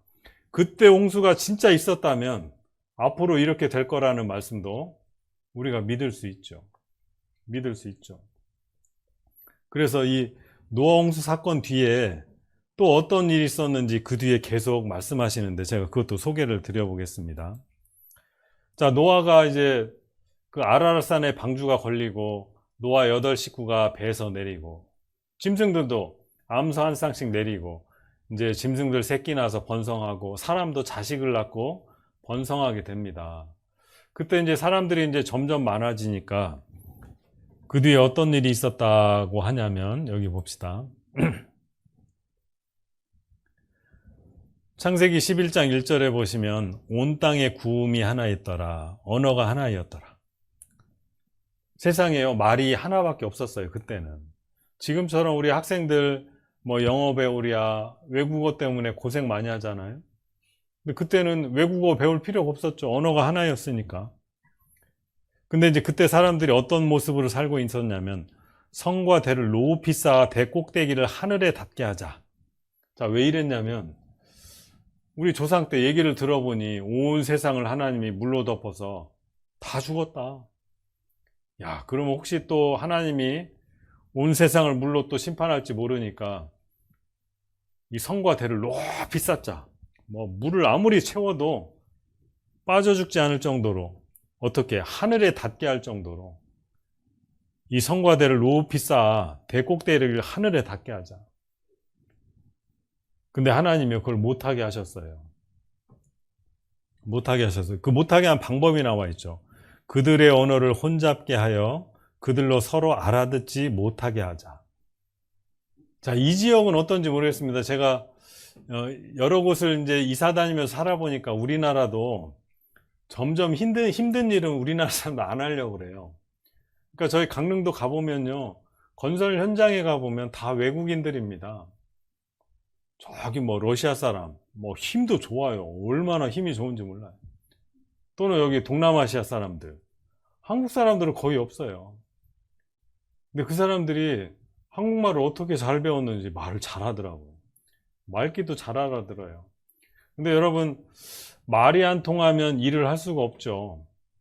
저희 강릉교회에 계신 분 중에 한 분이 이제 화원을 하는데, 꽃을 키우는데 일을 안 해요. 한국 사람들은 아무리 내가 먹여주고 재워주고 월급 줄 테니까 와라, 안 옵니다. 결국 어떻게 했냐, 저기 태국 사람, 캄보디아 사람, 이런 사람들 데려다가 이제 일을 같이 합니다. 근데 이제 그 사람들이 말을 잘 못 알아들어요. 그러니까 이제 그림을 그려서 설명하기도 하고. 생각을 해봅시다. 이 성과 대를 높이 쌓으려면, 야, 벽돌 좀 가져와라. 그런데 물 떠오면 안 되잖아요. 여러분, 우리 옛날에 어렸을 때 그거 장난 많이 쳤는데 여기 그런 분도 계실 거예요. 진 땅이 장화, 마른 땅이 운동화. 중국말 할지도 모르면서 이 말이 통해야 같이 일을 할 수 있어요. 말이 안 통하면 일을 못 합니다. 그래서 한국 사람들이 미국에 이민 가서 왜 서러움 받고 왜 고생했냐, 영어를 하긴 하는데 그 사람들이 아주 우습게 보는 거죠. 그러니까 한국 사람들이 이민 가서 맨 슈퍼마켓, 세탁소, 화장실 청소, 접시 닦기, 한국에서는 서울대학교 나왔는지 몰라도 거기 가서는 그렇게 할 수밖에 없었어요. 하나님이 언어를 혼잡게 했다라는 말은 말을 서로 다르게 만든 겁니다. 서로 알아듣지 못하게 하자. 그들을 온 지면에 흩으신 고로 그들이 성쌓기를 그쳤더라. 그러므로 그 이름을 바벨이라 하니 이는 여호와께서 거기서 온 땅의 언어를 혼잡게 하셨습니다. 여호와께서 거기서 그들을 온 지면에 흩으셨더라. 하나님의 뜻은 온 세상에 퍼져서 편만하라, 흩어져서 살아라는 게 하나님 뜻인데 이 사람들이 안 흩어지고 하나님을 대적했어요. 성과 대를 하늘에 닿게 높이 쌓자. 하나님이 못하게 막으셨죠. 못하게 막는 방법이 언어를 혼잡게 했다. 이 바벨이라는 말이 그런 뜻을 가지고 있어요. 이 바벨탑 사건에 대한 말씀이 창세기 11장에 나오는데 이런 일이 정말 있었을까? 이제 증거들을 찾아냈습니다. 여기 봅시다. 노아가 셈, 함, 야벳 세 아들을 데리고 방주에서 내려서 이제 자식을 낳고 사람들이 많아졌죠. 그래서 사람들이 많아지면 한 곳에 다 살 수가 없어요. 그래서 동쪽으로 이동하다가 시날 평지를 만나서 이제 성과대를 높이 쌓다가 하나님이 언어를 혼잡게 해서 흩어진 거죠. 이제 같은 말 쓰는 사람들끼리 흩어져 사는 거죠. 바벨탑, 이건 그림으로, 상상으로 그려본 건데 바벨탑은 어디 있었을까? 찾아보니까 이라크라는 나라 알리 부근에 있었다 찾아냈어요. 이 터를 찾아낸 거죠. 그 성과 대는 다 무너져서 지금은 없지만 바벨탑을 쌓았던 흔적을 찾아냈어요. 바로 이곳입니다. 그리고 그 언어가 하나이었다라 성경에 말씀하고 계시는데 언어학자들이 지금은 이렇게 언어가 다양하게 많지만 쭉 따라 올라가서 뿌리 쪽으로 가보니 인류 언어의 뿌리는 하나다. 사실은요, 말이 다 다른 것 같아도 공통점이 굉장히 많아요. 인류의 조상은 유전적으로 하나다. 지금 흑인종, 백인종, 황인종, 종족이 다 다르고 사람들이 다른 것 같지만 원래는 하나였습니다. 피부가 하얗고 노랗고 까만 이유는 피부 속에 멜라닌 색소가 많으냐 적으냐 차이예요. 그 멜라닌 색소의 양은, 이 색소의 양은 주위 환경, 더운 지역이냐 추운 지역이냐 그런 거에 따라서 변하는 거죠. 살고 있는 환경에 좌우됐다. 동양인, 백인, 흑인 DNA 차별이 없다 그랬어요. 인종에 따라 머리 색깔과 눈의 색깔 다른 이유는 환경 때문에. 그래서 여기 노아 방주가 터키 아라랏산에 머무르고 시날 평지로 이동하다가 거기서 탑을 쌓다가 이제 언어를 혼잡게 해서 다 퍼졌어요. 그래서 황인종들은 아시아 쪽으로, 이 흑인종이죠. 이 사람들은 아프리카 쪽으로. 처음부터 까맸던 건 아닌데 나중에 이제 더운 지역에 살다 보니까 그 환경 때문에 피부가 까맣게 변한 거죠. 백인종들은 유럽 쪽으로. 지금 미국에 백인들이 많이 살고 있는데 원래는 아니었죠. 미국은 원래 인디언들이 살던 대륙입니다. 백인들이 넘어가서. 그래서 우리가 살고 있는 이 아시아, 저는 이 사진 볼 때마다요, 제 어렸을 때 사진 같아요. 비슷하죠. 그래서 전 세계로 이제 흩어져 살게 된 거예요. 그러나 예전에는 아담과 하와로부터 에덴 동산에 시작된 게 틀림없고, 여기 하멜 표류기라는 재미있는 책이 하나 있는데 제가 이 책을 소개해 드려 보겠습니다. 자, 한국학의 고전 하멜 표류기라는 책이 있는데 1653년 일본 나가사키로 향하던 네덜란드 배가 있었는데요. 풍랑에 좌초돼서 제주도에 도착하게 됐죠. 거기 도착한 사람들의 이름 중에 핸드릭 하멜이라는 사람이 있었어요. 그 일행이 13년간 이제 조선에 머무르게 됩니다. 그리고 1666년에 조선을 탈출해서 네덜란드 본국으로 돌아갔는데 자기들이 겪었던 걸 책으로 썼어요. 그게 이제 하멜 표류기입니다. 그런데 여기 보면 아이고, 여기 내용에 보시면 그 하멜 표류기는 한국학 연구의 상징적인 고전이다. 하멜 표류기에 기록된 역사적인 사실은 조선왕조실록 등 국내 사료와 많은 부분이 일치하여 신뢰성이 매우 높은 저술이다. 당연하죠. 자기들이 직접 보고 겪었던 걸 책으로 썼으니까. 근데 여기 이상한 내용이 있어요. 여기 보시면 오래전 모든 인류에게 한 가지 언어밖에 없었으나 하늘에 올라가기 위해 탑을 쌓으려는 계획이 언어의 혼란을 가져오게 되었다고 믿는 중들이 많습니다. 근데 여기 25번 나눠줄 설명을 보면요, 이것은 원래 성경에 나오는 바벨탑의 이야기인데 어떻게 조선조의 중들이 이런 이야기를 알고 있었는지 궁금하다. 하멜일지의 여러 판본들을 다 대조해 봤는데 모두 이 이야기가 들어있다. 1600년대에요. 조선시대 때, 그때는 우리나라에 성경이 안 들어왔을 때입니다. 이 핸드릭 하멜이 서양 사람이니까 걔네들은 이제 성경을 보고 있었겠죠. 근데 조선시대 13년을 묵다가 돌아가서 책으로 기록을 남겼는데 그 속에 이런 내용이 있는 거죠. 조선시대 중들이 뭘 믿고 있었는데 그 내용이 뭐냐면 오래전 모든 인류에게 한 가지 언어밖에 없었는데 하늘에 올라가기 위해 탑을 쌓으려는 계획이 언어의 혼란을 가져오게 되었다. 이걸 어떻게 조선시대 중들이 알고 있었을까? 사람은요, 아마 어렸을 때 다 그런 기억이 있을 거예요. 할머니, 할아버지한테 옛날 얘기 듣는 거 다 좋아하잖아요. 사람이 드라마 보는 이유, 좋아하는 이유가 스토리가 있어서 그래요. 옛날 우리 할머니, 할아버지 이랬단다. 어렸을 때 그 얘기 들으면 참 재밌어요. 막 고생한 얘기, 막 그 위기를 겪어간 이야기들. 이 조선시대도 마찬가지입니다. 인류의 후손이니까 옛날 에덴 동산 때부터 시작해서 전해오던 이야기를 다 들은 거죠. 야, 우리 조상들이 바벨탑 쌓으려다가 언어가 혼잡해져서 말이 다 달라졌다.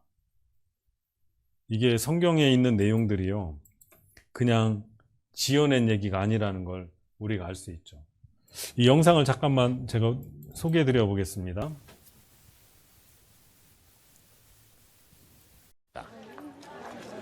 사원을 찾은 남인도 가족의 대화에서 흘러나온 낯익은 소리.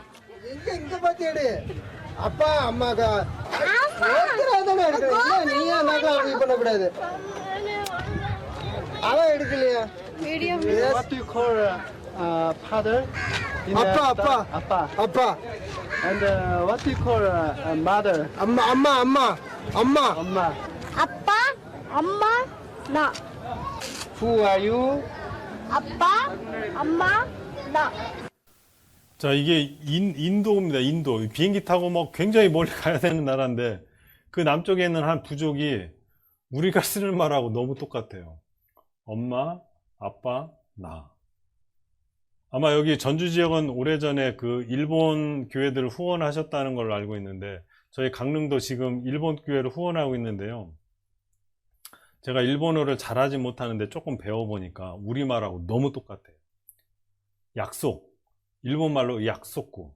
꼭 끝에만 조금 좀 늘렸다 뿐이지 똑같아요. 우리 가족구. 똑같아요. 소리가.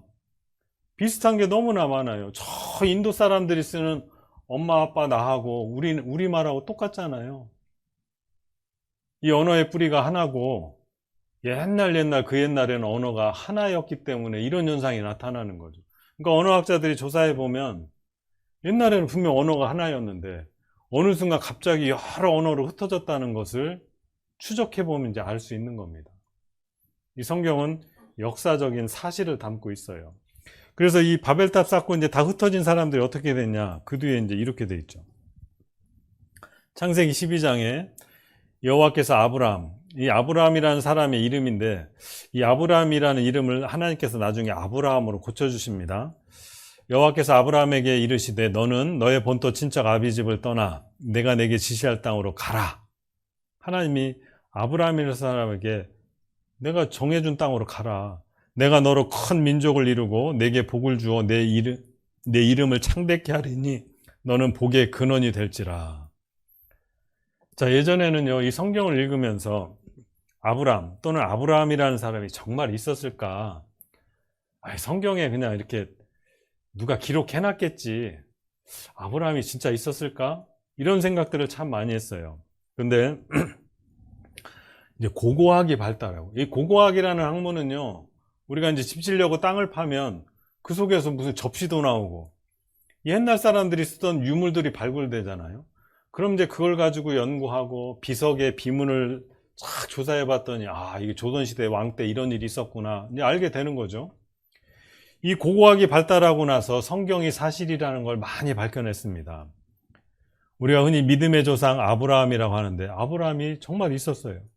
구약의 아브라함은 실존 인물이다. 어떻게 알았냐? 시리아에 쏟아진 유물을 통해서.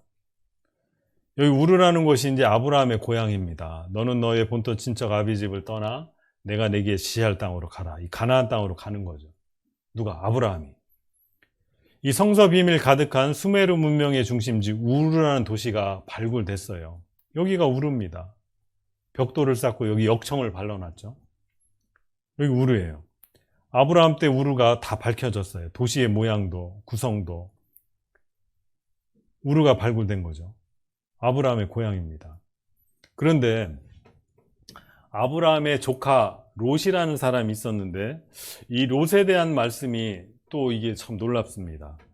이 롯이라는 사람이 소돔이라는 지역에 살고 있었는데요, 여기 창세기 19장에 보면 여호와께서 하늘 곧 여호와에게로서 유황과 불을 비같이 소돔과 고모라에 내리사 그 성들과 온 들과 성에 거하는 모든 백성과 땅에 난 것을 다 엎어 멸하셨더라. 이거 이제 조금 전에 말씀드린 이 세상을 이제 불로 멸망시키기로 작정한 그거의 이제 예고편이죠. 이 소돔과 고모라에 죄가 너무 가득했어요. 심지어는 지금으로 얘기하면 동성애도 많았고요. 하나님이 죄가 가득 차면 반드시 심판하시는 걸 성경에 보여주시는데, 노아 때는 물로, 그리고 소돔과 고모라라는 도시가 죄로 가득 찼을 때 하나님이 유황과 불을, 하늘에서 비를 내리는 게 아니라 유황과 불을 비같이 소돔과 고모라에 내렸다 그랬어요. 다 멸망시키셨다. 이런 일이 진짜 있었을까? 불과 한 5, 60년 전만 해도 소돔과 고모라, 정말 있을까? 이런 생각들을 했어요. 이 롯이 소돔과 고모라 성을 도망갈 때 이 하늘에서 유황과 불을 비오듯 쏟아 부었다, 이런 내용이죠. 하늘에서 비가 오는 게 아니라 유황과 불이 쏟아진 거죠.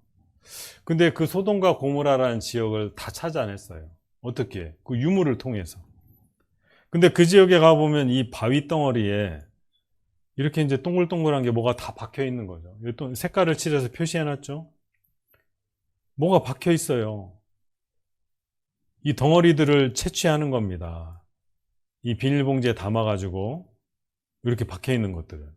수백만 개 있어요. 거기 가면. 화학연구소에 와서 분석을 해봤습니다. 조사를 해봤더니 이게 이제 원소 기호죠. 우리 학교 다닐 때 배웠던 붕소, 탄소, 질소, 산소. 근데 여기 S가 이제 황입니다. 황. 이 퍼센트, 성분의 퍼센트를 보면 98.4%예요. 거의 순도 100% 가까운. 근데 자연계에서 발견할 수 있는 황은 우리 유황온천 뭐 이런 거 얘기하잖아요. 막 계란 썩는 냄새 나는 곳. 몸에 좋다고 유황온천을 찾아다니는데, 거기 가보면 아무리 순도가 높아도 한 40% 정도밖에 안 됩니다. 거의 98%, 100% 가까운 황을 만들려면 공장에서 이게 따로 만들어야 돼요. 이 황이라는 게 옛날에 우리 성냥 켤 때 성냥 그 대가리에 붙어 있는 그게 황이잖아요. 불이 아주 잘 붙어요. 하늘에서 유황과 불을 쏟아 부었다. 근데 소돔과 고모라 찾아냈죠. 이 비석을 통해서. 소돔과 고모라 정말 있었다. 성경 속 기록 정확성 높다. 거기 가보니까 유황덩어리가 막 바위에 곳곳이 박혀 있는 거죠. 그러니까 성경 속 기록 정확성 높다. 정확성 높은 게 아니라 정확하다죠. 그리고 다윗 왕 성소 외증 물증을 찾았다. 제가 이스라엘에 수년 전에 한번 다녀와 봤는데요. 우리나라는 땅을 파다가 뭐 문화재 비슷한 거 나오면요, 건축 다 취소하고 문화재 발굴을 합니다. 야, 이거 조선시대 거다. 근데 이스라엘은요, 워낙 오래된 도시여가지고 한 1000년, 2000년 된 거는 유물로 안 칩니다. 그냥 발로 채요, 그냥. 한 2, 3천년 돼야 이게 이제 가치가 있는 거예요. 이 다윗 왕, 이 구약시대 기원전 사람이거든요. 이제 이런 유물들이나 좀 나와야 관심을 갖습니다. 여기 다윗 가게에 석비가 발견됐다고 하죠. 골리앗 토기도 발견. 이 성서의 골리앗 이야기 생생한 증거. 우리 성경에 보면 다윗과 골리앗 이야기가 나옵니다. 거인 골리앗을 이 꼬마 다윗이 물맷돌로 잡았다. 어떻게 했냐면 이 가죽끈에다 돌멩이 달아놓고 휙 돌리다가 탁 가죽끈 한쪽을 놓으면 이 돌멩이가 날아가죠. 성경에 보면 이마에 박혔다고 그랬어요. 다윗이 돌을 취하여 물매로 던져 블레셋 사람이 이마를 치매 돌이 그 이마에 박히니 땅에 엎드러지니라. 근데 이런 해골이 발견이 됐어요.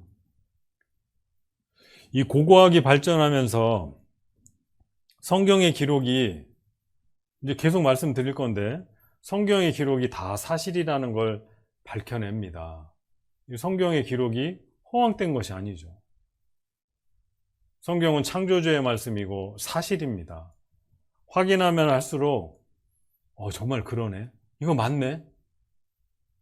이 말씀이 다 맞는다는 걸 안다면 이제 하나님 정말 계시는구나. 그걸 우리가 아셔야 돼요. 그리고 이거 하나 또 설명을 드리겠습니다.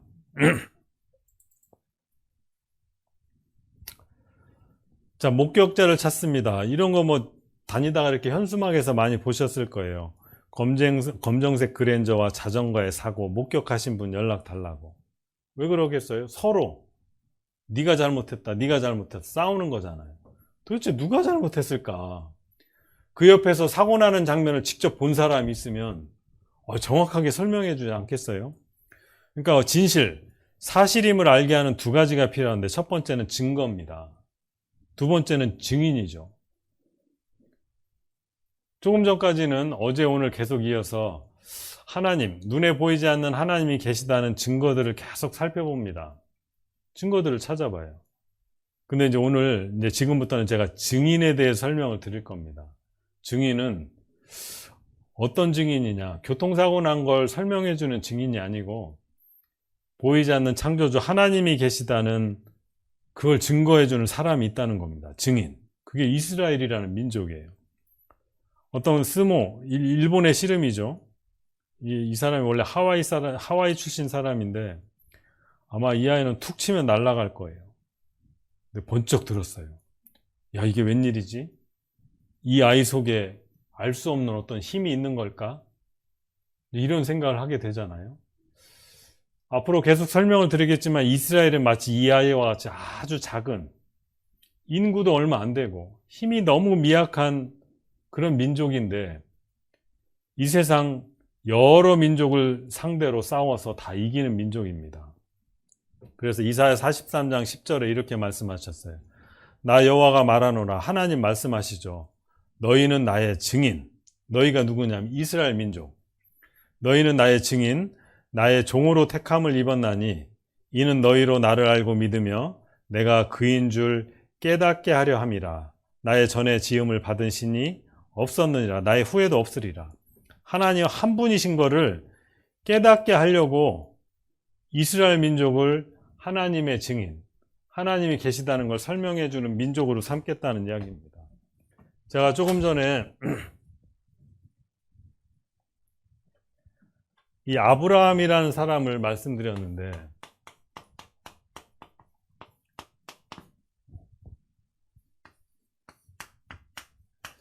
이 아브라함이 자식이 없다가 나중에 하나님이 100살 될 때 자식을 하나 줍니다. 그 자식이 이삭이라는 아들이에요. 이삭이 나중에 야곱이라는 아들을 낳고 이 야곱을 하나님이 나중에 이름을 이스라엘이라고 고쳐줍니다. 그리고 이제 야곱이 12명의 아들을 낳아요. 그리고 이제 뭐 자손들이 이제 번성해 가는 거죠. 그래서 아브라함이 이삭을 낳고 이삭이 야곱을 낳고 야곱이 12명의 아들을 낳는데 하나님이 특별히 이 야곱의 이름을 이스라엘이라고 고쳐줍니다. 그래서 아브라함을 시조로 해서 이렇게 이루어진 민족을 우리는 대표로 이스라엘 민족이다 이렇게 부릅니다. 지금에 와서는 이스라엘이 나라 이름도 되죠. 그리고 이제 그 야곱의 12명의 아들 중에 유다라는 아들이 있는데, 그래서 이 이스라엘 민족을 다른 이름으로 많이 부르거든요. 그래서 히브리 민족이다, 또는 유다 민족이다, 뭐 유태인이다, 이렇게 여러 가지 명칭으로 불려지는 민족이 있어요. 그 시작이 어떻게 됐느냐? 아브라함으로 시작됐고, 이삭, 야곱, 야곱의 이름을 하나님이 이스라엘로 고쳐주면서 이 계통의 그 민족을 마치 우리나라를 한민족이라고 부르는 것처럼 저 사람들을 이스라엘이다 이렇게 부릅니다. 이스라엘 민족이다. 나라 이름도 이스라엘이죠. 그리고 여러 가지 명칭이 있어요. 히브리 민족이다, 유다인이다, 유태인이다. 다 같은 저 사람들을 설명하는 겁니다. 근데 여기 말씀해 보면 나 여호와가 말하노라 너희는, 저 사람들이죠. 이스라엘 민족입니다. 너희는 나의 증인. 나가 누구냐? 하나님. 보이지 않는 하나님이 정말 계시다는 걸 증거하는 민족이 있는데 그게 이스라엘이라는 거예요. 너희는 나의 증인, 나의 종으로 택함을 입었나니 이는 너희로 나를 알고 믿으며 내가 그인 줄 깨닫게 하려 함이라. 너희는 나의 증인이고 나의 종이다. 종은 주인이 시키는 대로 하는 거잖아요. 그래서 이스라엘 민족은 아주 특별한 민족입니다. 이 세상에 많은 민족들이 있는데 아주 특별한 민족이죠. 이 민족은 민족이 형성될 때부터 하나님이 목적을 두고 너희는 나의 증인이요 나의 종이다. 그래서 내가 그인 줄, 정말 하나님 여호와가 참 신이고 나 외에는 다른 신이 없다는 걸 너희들뿐만 아니라 세상 모든 사람으로 깨닫게 하려고 이스라엘 민족을 택했다는 거예요. 그러니까 우리는 이제 남아있는 시간 중에 이제 많은 부분을 이스라엘에 대해서 살펴볼 겁니다. 이스라엘 민족에 대해서 자세히 살펴보면 아, 보이지 않는 하나님이 정말 계시는구나. 그거 알게 되는 거예요. 그거 알게 되는 겁니다. 여기 봅시다. 그래서 하나님을 증거하도록 이 이스라엘 민족에게 하나님이 특별한 몇 가지 선물을 주셨어요. 첫 번째가 재물 얻는 능력입니다. 이스라엘 민족은요, 이 돈 버는 재주가 아주 뛰어나요. 그리고 아주 우수한 민족이 되게 해주겠다. 머리가 아주 똑똑해요. 전쟁할 때마다 내가 도와주겠다. 아까 조그만 어린아이하고 스모 선수하고 이렇게 대결하는 거 봤죠? 그 조그만 나라가 그 강대한 나라들 상대로 다 이겨내는. 왜 그럴까? 하나님이 도와주시겠다고 약속을 했어요. 자, 신명기 8장 18절 봅시다. 내 하나님 여호와를 기억하라. 그가 하나님이시죠. 내게 이스라엘 민족에게 재물 얻을 능을 주셨습니다. 이같이 하심은 내 열조에게 맹세하신 언약을 오늘과 같이 이루려 하심이니라. 하나님이 이스라엘 민족에게 재물 얻는 능력을 주셨다 그랬어요. 그 예전에요, 우리가 이제 여러 민족을 살펴보면 중국 사람들이 상술이 좋다는 이야기 우리 많이 들었어요. 근데 중국 사람들을 뛰어넘는 민족이 이스라엘입니다. 예전에 그 홍콩이라는 국제 무역 도시가 있었죠. 뭐 지금은 이제 별 의미가 없어졌지만 우리 70년대, 80년대 그때만 해도 면세품이라고 하죠. 세금을 붙이지 않고 막 좋은 제품들, 막 유행하는 제품들, 가전제품들 사기 위해서 홍콩으로 많이 갔어요. 거기는 이제 세금 붙이지 않고 좋은 물건을 싸게 살 수 있으니까 전 세계에서 이제 물건 사러 거기로 많이 갑니다. 이 홍콩은 국제도시긴 하지만 그래도 중국 사람들이 많이 살죠. 그래서 홍콩에서 어떤 중국 사람이 이제 전자제품을 파는 가게를 이제 탁 열고 이제 장사를 하고 있었는데, 하루는 유태인, 이스라엘 사람이 이제 물건을 사러 들어왔어요. 아, 이 물건을 살펴보더니, 아, 이거 진짜 좋네요. 얼마입니까? 80불입니다. 아, 좀 비싼데 좀 싸게 해주세요. 아, 흥정을 하는데 흥정이 잘 안 되는 거예요. 그래서 주인은 80불에 팔려고 하고, 이 사람은 60불에 살려고 하고, 흥정이 잘 안 되니까 이 이스라엘 사람이요, 유태인이, 에이, 안 되겠다 하고 이제 문 열고 나가려고 탁 하니까 주인이 막 부르는 거예요. 여보세요, 여보세요. 이리 오세요. 에이, 그래요. 60불에 사가세요. 그러니까 너 50불에 합시다. 아니, 좀 전에 60불에 해달라더니, 그거는 이제 당신이 흥정을 깼으니까 이제 다시 흥정을 다시 시작합시다 그러더래요. 결국 어떻게 됐냐? 그 유태인이 달라는 돈으로 팔 수밖에 없었다고 합니다. 그러니까 이 중국인의 상술을 뛰어넘는 게 또 유대인의 상술이에요. 그래서 우리가 보통 이 돈 버는 재주는 학교에서 배우는 게 아니라는 말이 있잖아요. 여러분, 뭐 공부 잘한다고 돈 잘 벌든가요? 그렇지 않아요.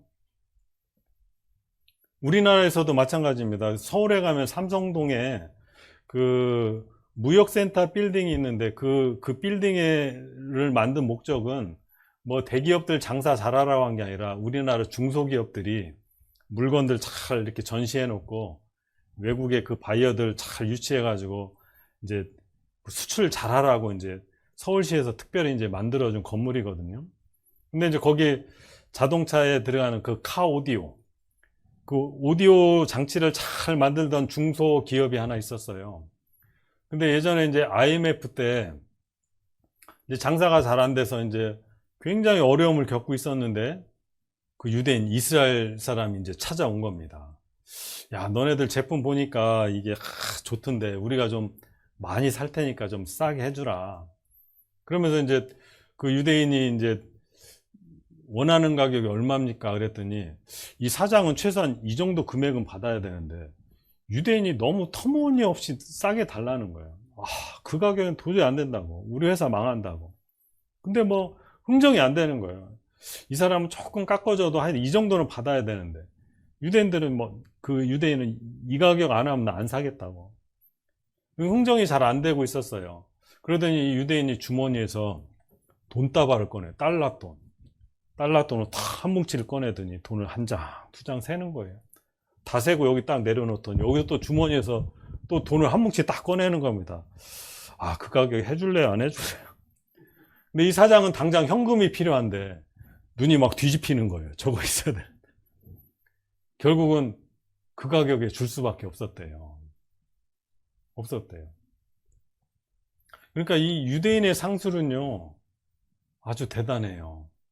이 책에서 배우는 게 아닙니다. 하나님이 여기 뭐라 했냐면 재물 얻을 능력을 주신 거예요. 아주 비상합니다. 또 여호와께서 너의 칭찬과 명예와 영광으로 그 지으신 모든 민족 위에 뛰어나게 하시고, 그러니까 이 하나님이 니네들 민족은 다른 민족하고는 비교되지 않을 정도로 아주 뛰어난 머리를 주겠다는 뜻이에요. 제가 예전에 어떤 분한테 들은 이야기인데, 이분이 한국에서 공부를 잘했어요.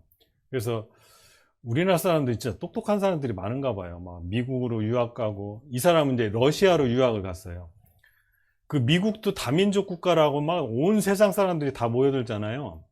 근데 러시아도 공산주의 국가긴 하지만 거기도 다민족 국가입니다. 온 잡종이 다 모여요. 그래서 거기 가서 이제 유학을 가서 공부를 하는데, 한 번은 이제 시험을 보는데 이제 교수가 이제 시험지를 학생들한테 이렇게 한 장 한 장 나눠주는 겁니다. 근데 그 유태인 앞에 가서는 시험지를 안 주고 지나가더래요. 그러니까 유태인이 막 화를 내는 거예요. 왜 나는 시험지를 안 주냐고. 근데 그 교수가 그러대요. 내 맘이다. 너는 얄미워서 못 주겠다.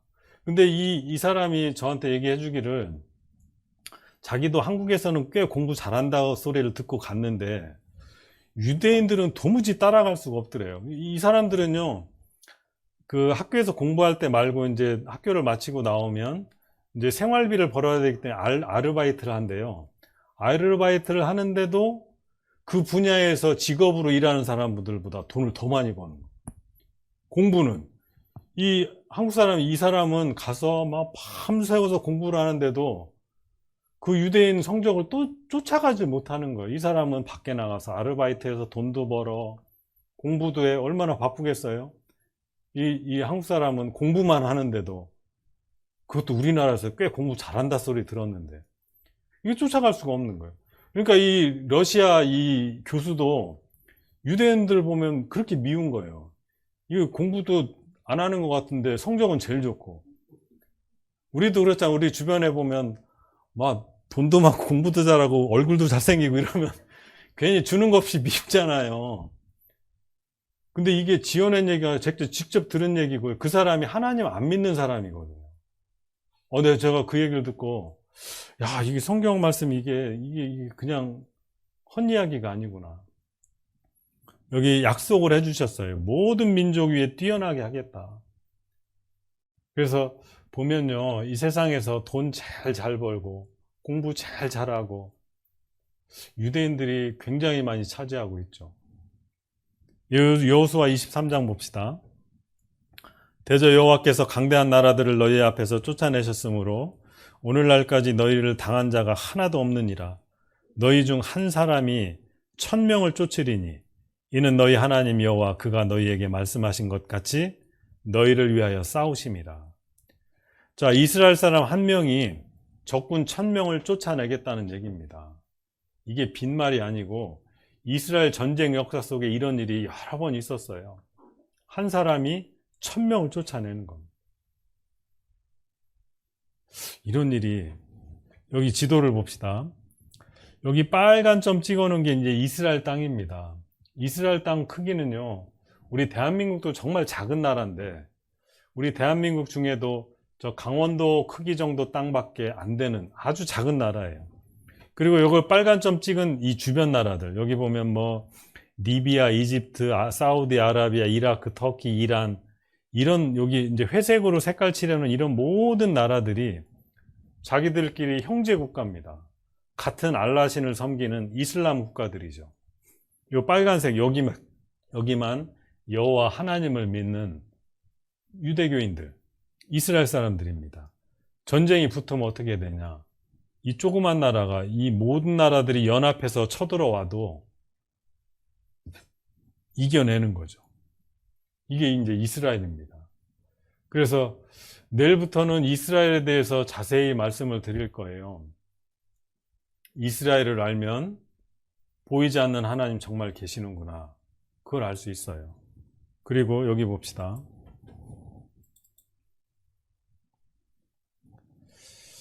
어떤 분이 저에게 당신은 하나님을 왜 믿습니까? 믿는 이유가 뭡니까?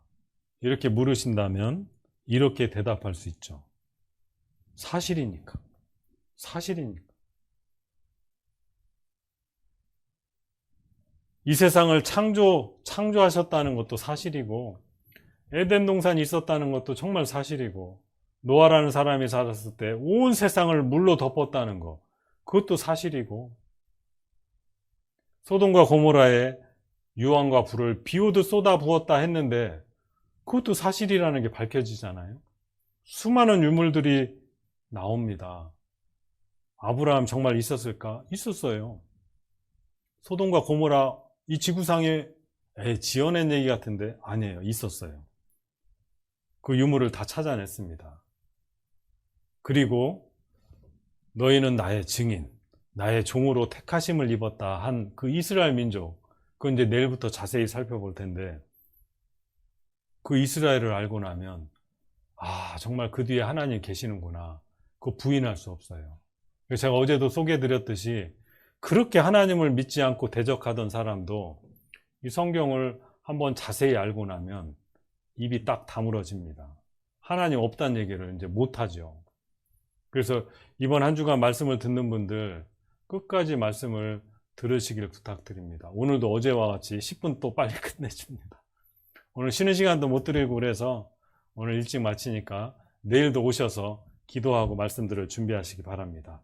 기도하고 마치겠습니다. 자비하신 주님, 감사합니다.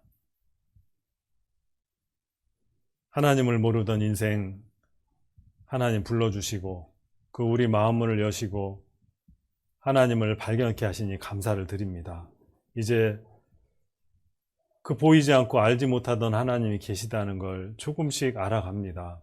우리 마음에 참된 진리와 주님의 말씀으로 채워주셔서 하나님 살아계심을 분명히 깨닫고 또 하나님이 저희들에게 뜻하시는 것이 무엇인지 알 수 있도록 도와주시옵소서. 이 삶이 너무나 바쁘고 고달프고 힘듭니다. 하나님께서 그 말씀을 들을 수 있는 환경도 지켜주시고 친히 인도해 주시옵소서. 모든 것 주님께 맡기고 의지합니다. 우리 주 예수님의 이름으로 기도드리옵나이다. 아멘. 네, 수고 많으셨습니다.